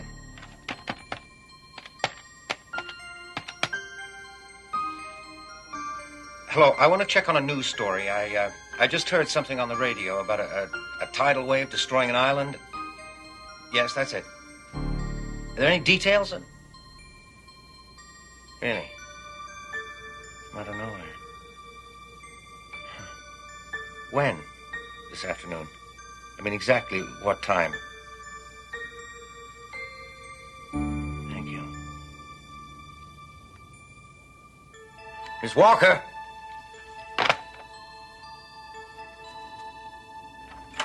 Yes, Doctor. Tatoa was destroyed at 3:17 this afternoon. Is that bad? Last week, Santa Barbara was hit by an earthquake. I'm not taking any chances. Oh, my God. The landlady. She'll destroy it. Santa Barbara? Get Mr. Witherspoon released immediately. Drive him home. You personally, as fast as you can.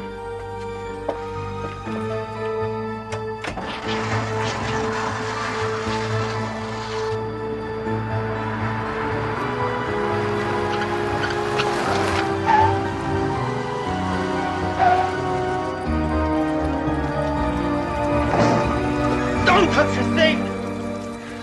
You didn't, did you? You haven't touched anything or moved anything. Not yet. Why? Because this is the creation of a disordered mind. And by studying it, analyzing it just exactly as he left it, I can come to a deeper insight into Mr. Witherspoon's problem. He's a loony. What else do you have to know? No. It's not that simple. I can't rent this place with garbage in it. All right. I'll rent it. You? Yes. I'll give you double what you're getting. I'll be up later with a check. Thank you, Mrs. Milligan.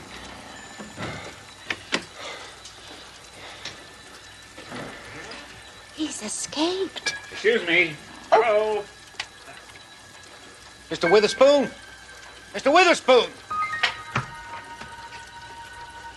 Should I call the cops? No. Everything's going to be fine, Mrs. Milligan.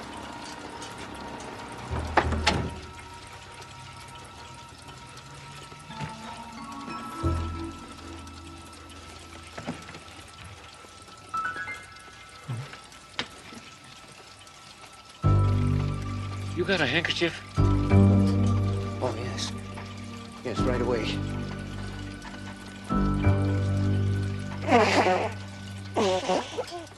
Thanks. That lady had me dressed so fast, I left mine behind. Mr. Witherspoon, I don't know how to begin to apologize. Nothing in my training had prepared me for a case like yours. Well, nice meeting you.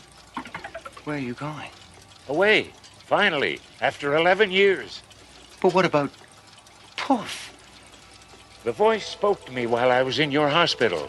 It said, "Edgar, have you ever been to Miami?" I said, "No, but I used to think it would be a nice place to retire." "Go for it," the voice said. "You're off duty." You mean all this isn't necessary anymore? Sure it is. It's absolutely essential. The world still has to be kept in balance. So who's going to... I mean, look, it needs adjusting already.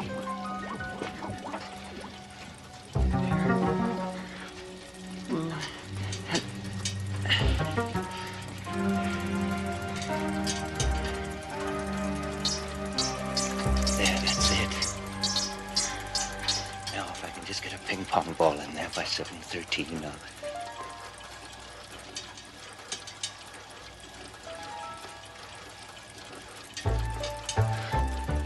Well, I guess we solved that little problem.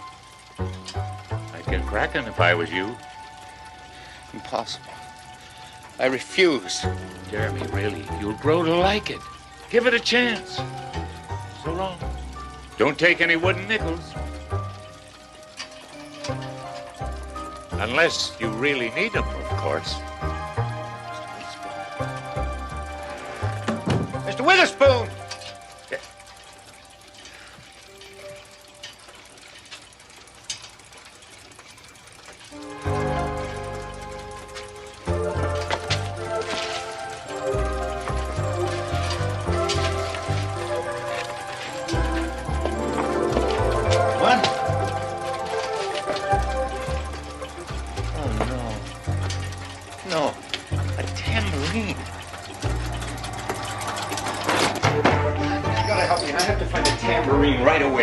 Please, can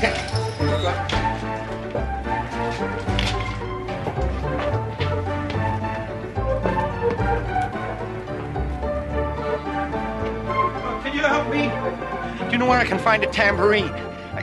If in the next few months you notice that there's been a spate of catastrophes or things are just not going right, remember that Edgar Witherspoon's replacement is learning how to make some precise adjustments.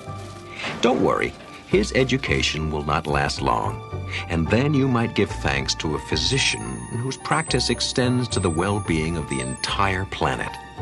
Dr. Jeremy St. Clair offers a unique form of preventative medicine found only in the Twilight Zone.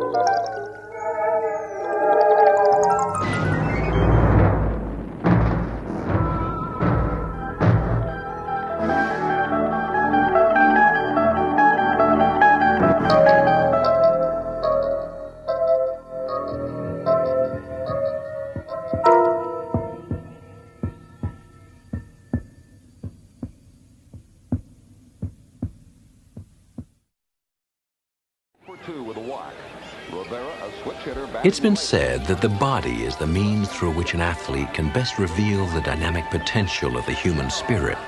But what happens when the means to that expression is injured beyond repair? Meet Ed Hamner, a once prominent player in the big leagues, a man who's never resolved himself to his fate as a non-participant, but who will soon be forced to bat in the Twilight Zone. And the pitch. There's a drive to right center. It is in the gap. Man, go! First, That's it! Dig! Man Take three! Second. Yeah! Here's the relay from the outfield. Man in there with a Hey, Paula, triple. come on in. Come on. Carson working fast. The pitch. The routine bouncer to short. The throw to first, and that's the ball game. The Tigers' slump continues. Bet they wish you were still hitting cleanup. Oh, I don't know. I had my share of big swings that came up empty. Hey, how was practice today? Pretty good.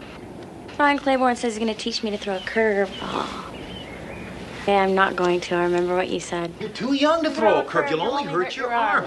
Besides, that fastball of yours is enough to get anybody out. But you got to concentrate. Remember, if you ever feel like you're losing it, just step off the mound, take a deep breath, completely clear your mind. Confidence and concentration. It works every time. Oh, I almost forgot.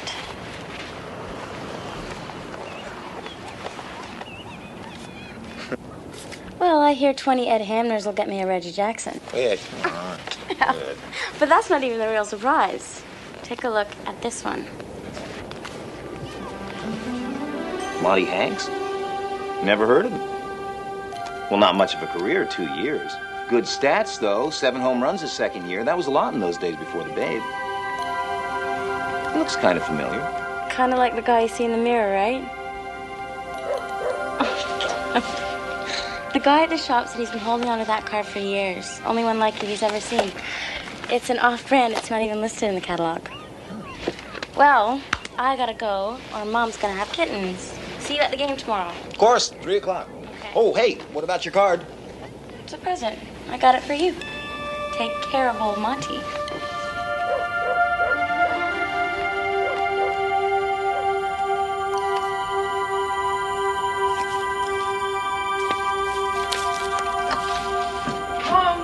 Hey, Cindy, take a look at this.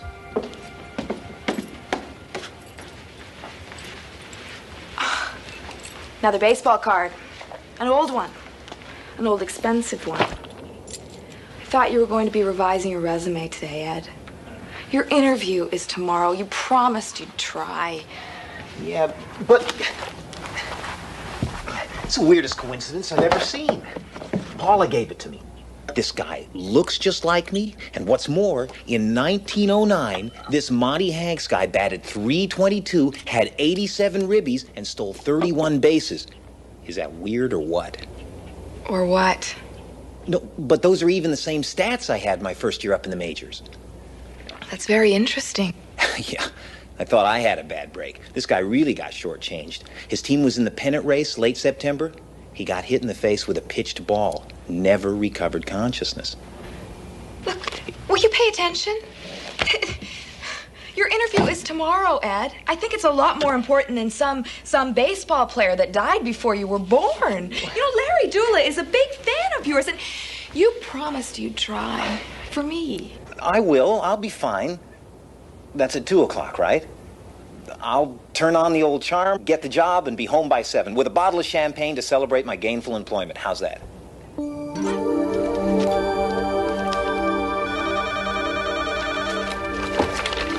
Vetricom Computer Division. Thank you.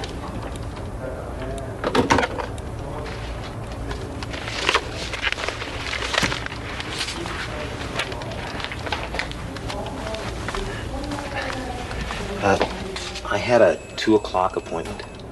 I'm sorry, Mr. Hamner. I realize you've been waiting a long time, but Mr. Dula is still on his conference call. Would you tell him I had another appointment? I couldn't wait. All right, we know you can do it.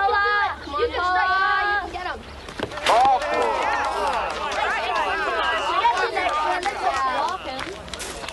Hey, let's see some smoke. You tell him. You shoot now.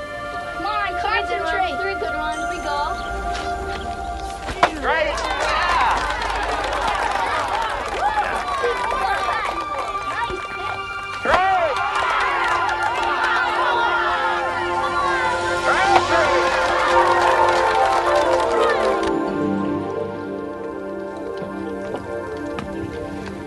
Well, look who's here.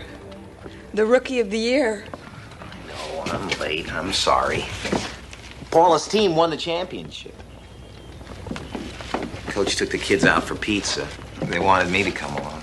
I had an hour and a half easy. I don't know. Somehow I just lost track of time. I remembered the champagne.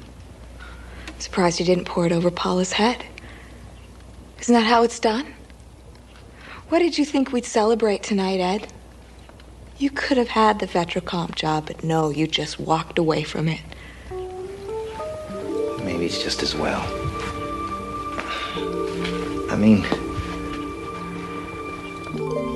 all I know about selling computers anyway. What about our future, Ed? It's been 2 years since your injury. Are you just going to sit around and feel sorry for yourself for the rest of your life? Do you ever think about me? Do you think I like paying all the bills while you sit around trading baseball cards?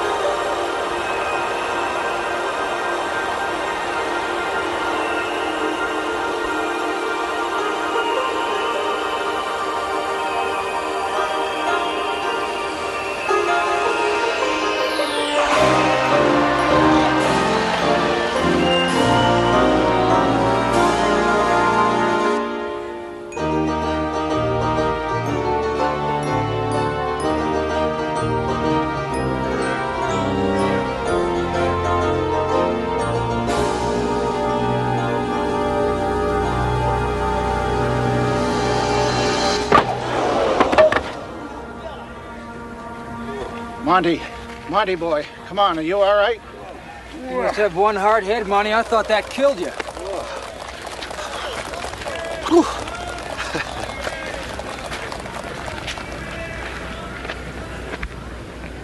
My leg.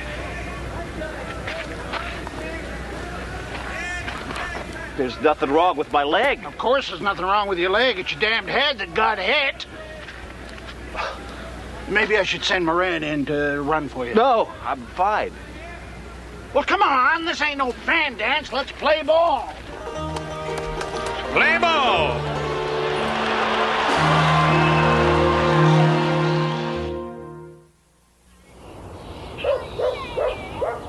What happened to you? Something wonderful. A busted nose is wonderful. And that's not all. Oh! Look at this. Oh, gross. I did it yesterday. Well, 78 years ago, really, but it felt like yesterday. It's a beaut, isn't it? A real strawberry. I got it sliding into second. Into second what? Second base. Spikes high in a cloud of dust. I had 2 stolen bases and a 3-run homer. But I didn't need this. It's that baseball card. Somehow, it took me back. And this guy, Bonnie Hanks, I'm him. He's me. I know. It's hard for me to believe, too. Maybe you had some kind of a dream or something. I didn't do this in any dream. Look at the card. I don't see anything. But what? Check the stats. Home run, second year. 8. 8? Yesterday it was 7. I hit that one. It was real. I was there. And I'm going back. Hey, kid. You want to see a baseball game? Yeah, sure, but... To take my hand.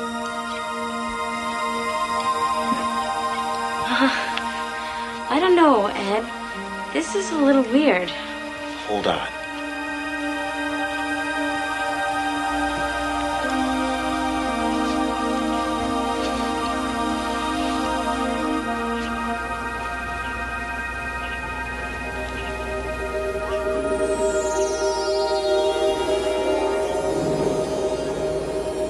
Here we go.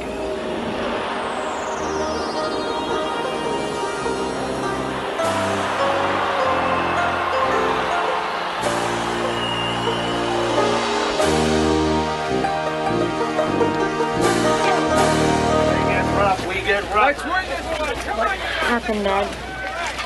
Monty, you're late. Get that kid out of here. Come on, look alive. We got a ball game to win.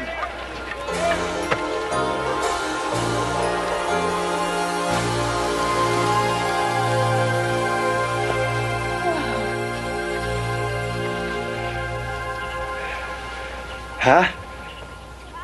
You were great. I feel great. We're only a game behind the Athletics. If we could sweep them, we take the pennant. And I'll be in the World Series. Oh, wow. World Series! Uh-oh. Well. I was supposed to be home for dinner 20 minutes ago. But yeah, go on, get out of here. We'll do it again tomorrow. I'll see you. Take off. Don't you think you're a little old to be playing with kids and sorting baseball cards? I guess I'm not exactly a prize husband. We were just kids when we got married, Cindy. You grew up. I guess I didn't. I still love baseball. I know it's just a kid's game, but I love it, Cindy. God, but I love it. More than me?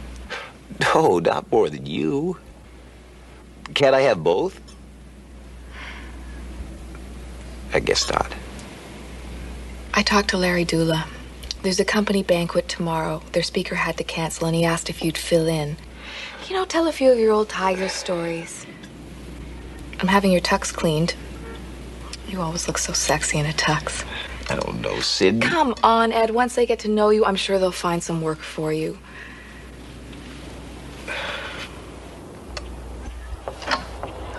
Oh, there you are.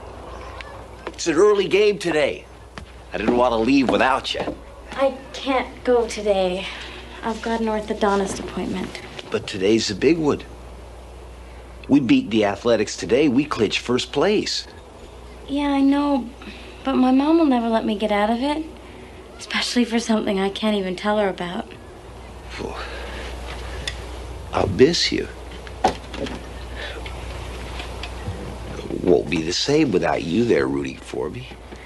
Well, I'll still be rooting. I'll just be 78 years away.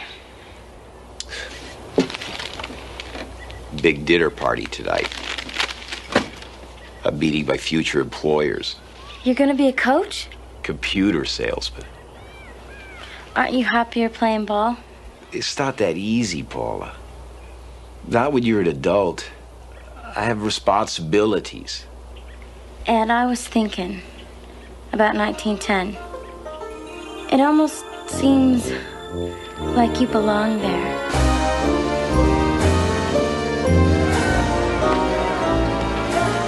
8 innings of goose eggs. I can't believe we're not hitting this guy. Sit down, Monty. You're driving me batty. You gotta score soon. What time do you suppose it is? Later than you think if we don't beat these bums.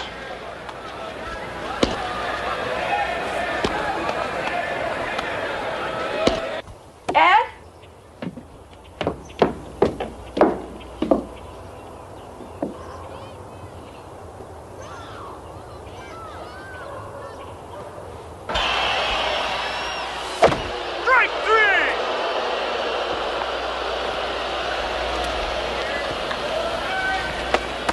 You never swing at pitches like that. Your last 2 at-bats make you look like you don't even want to be here.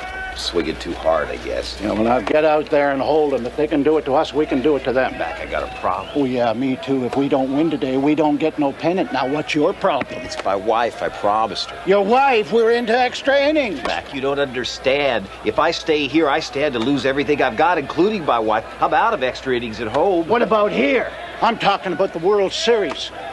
Are you nuts or what? Walk out of here and you don't come back. I mean that. Not tomorrow, not ever. Moran, take third. No. I'll finish the game. That's more like it. Now let's play ball.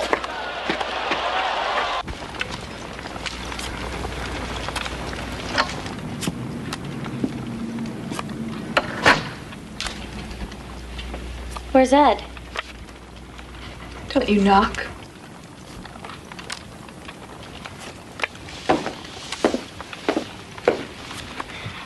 What are you doing to Ed's stuff? Repaying him? Each one of these cards is a day he wasted. Part of our lives he threw away. Look around you, Paula. I'm almost even. No. He'll be back. I know he will. Oh, yeah. Rookie of the Year always makes it home, doesn't he? What if there's no home when he gets there? Don't say that. He's a big man to you, isn't he? Big man. You know why he's so nice to you? Because you're a fan. Ed needs to hear him cheering, and you're the only fan he's got left. Ed just needs someone to care about him. It's all so simple when you're 12, isn't it? But eventually you'll grow up and you'll realize you can't play games for the rest of your life. You're wrong. Give it to me, please. Thought I didn't notice it. Ed's latest treasure? Showed it to me the other day. Is it special to it? No, it's my favorite. Ed doesn't even care about it. I like it because I told Ed it looks like him, but he doesn't think so. You're lying. I remember now the stats. Same stats as the Rookie of the Year. No! I bought it for him. It cost so much, my mom will kill me. Please don't. Take it. Take it and get out. Oh, that's right. Cherish it. You're a girl, Paula. You're just a little girl. But you'll grow up, and when you do, losers like Ed won't look so wonderful. I promise you that. He'll always look wonderful to me. Go on, go home. There's nothing you can do for him.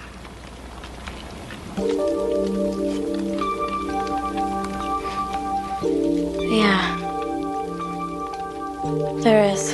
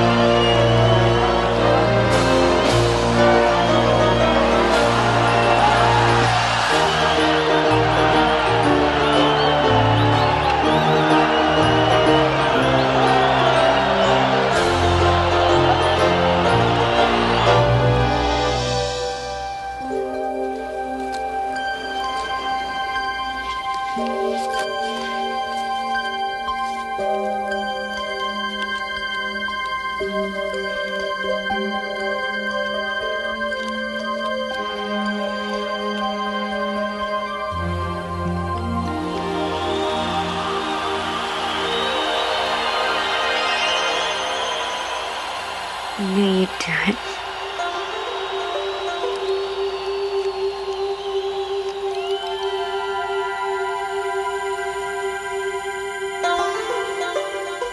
Ed Hamner, Monty Hanks. To some, a mere face on a trading card. But to a special friend, he's an eternal boy of summer. An athlete who found himself drafted by a unique team in a league that plays its games in the Twilight Zone.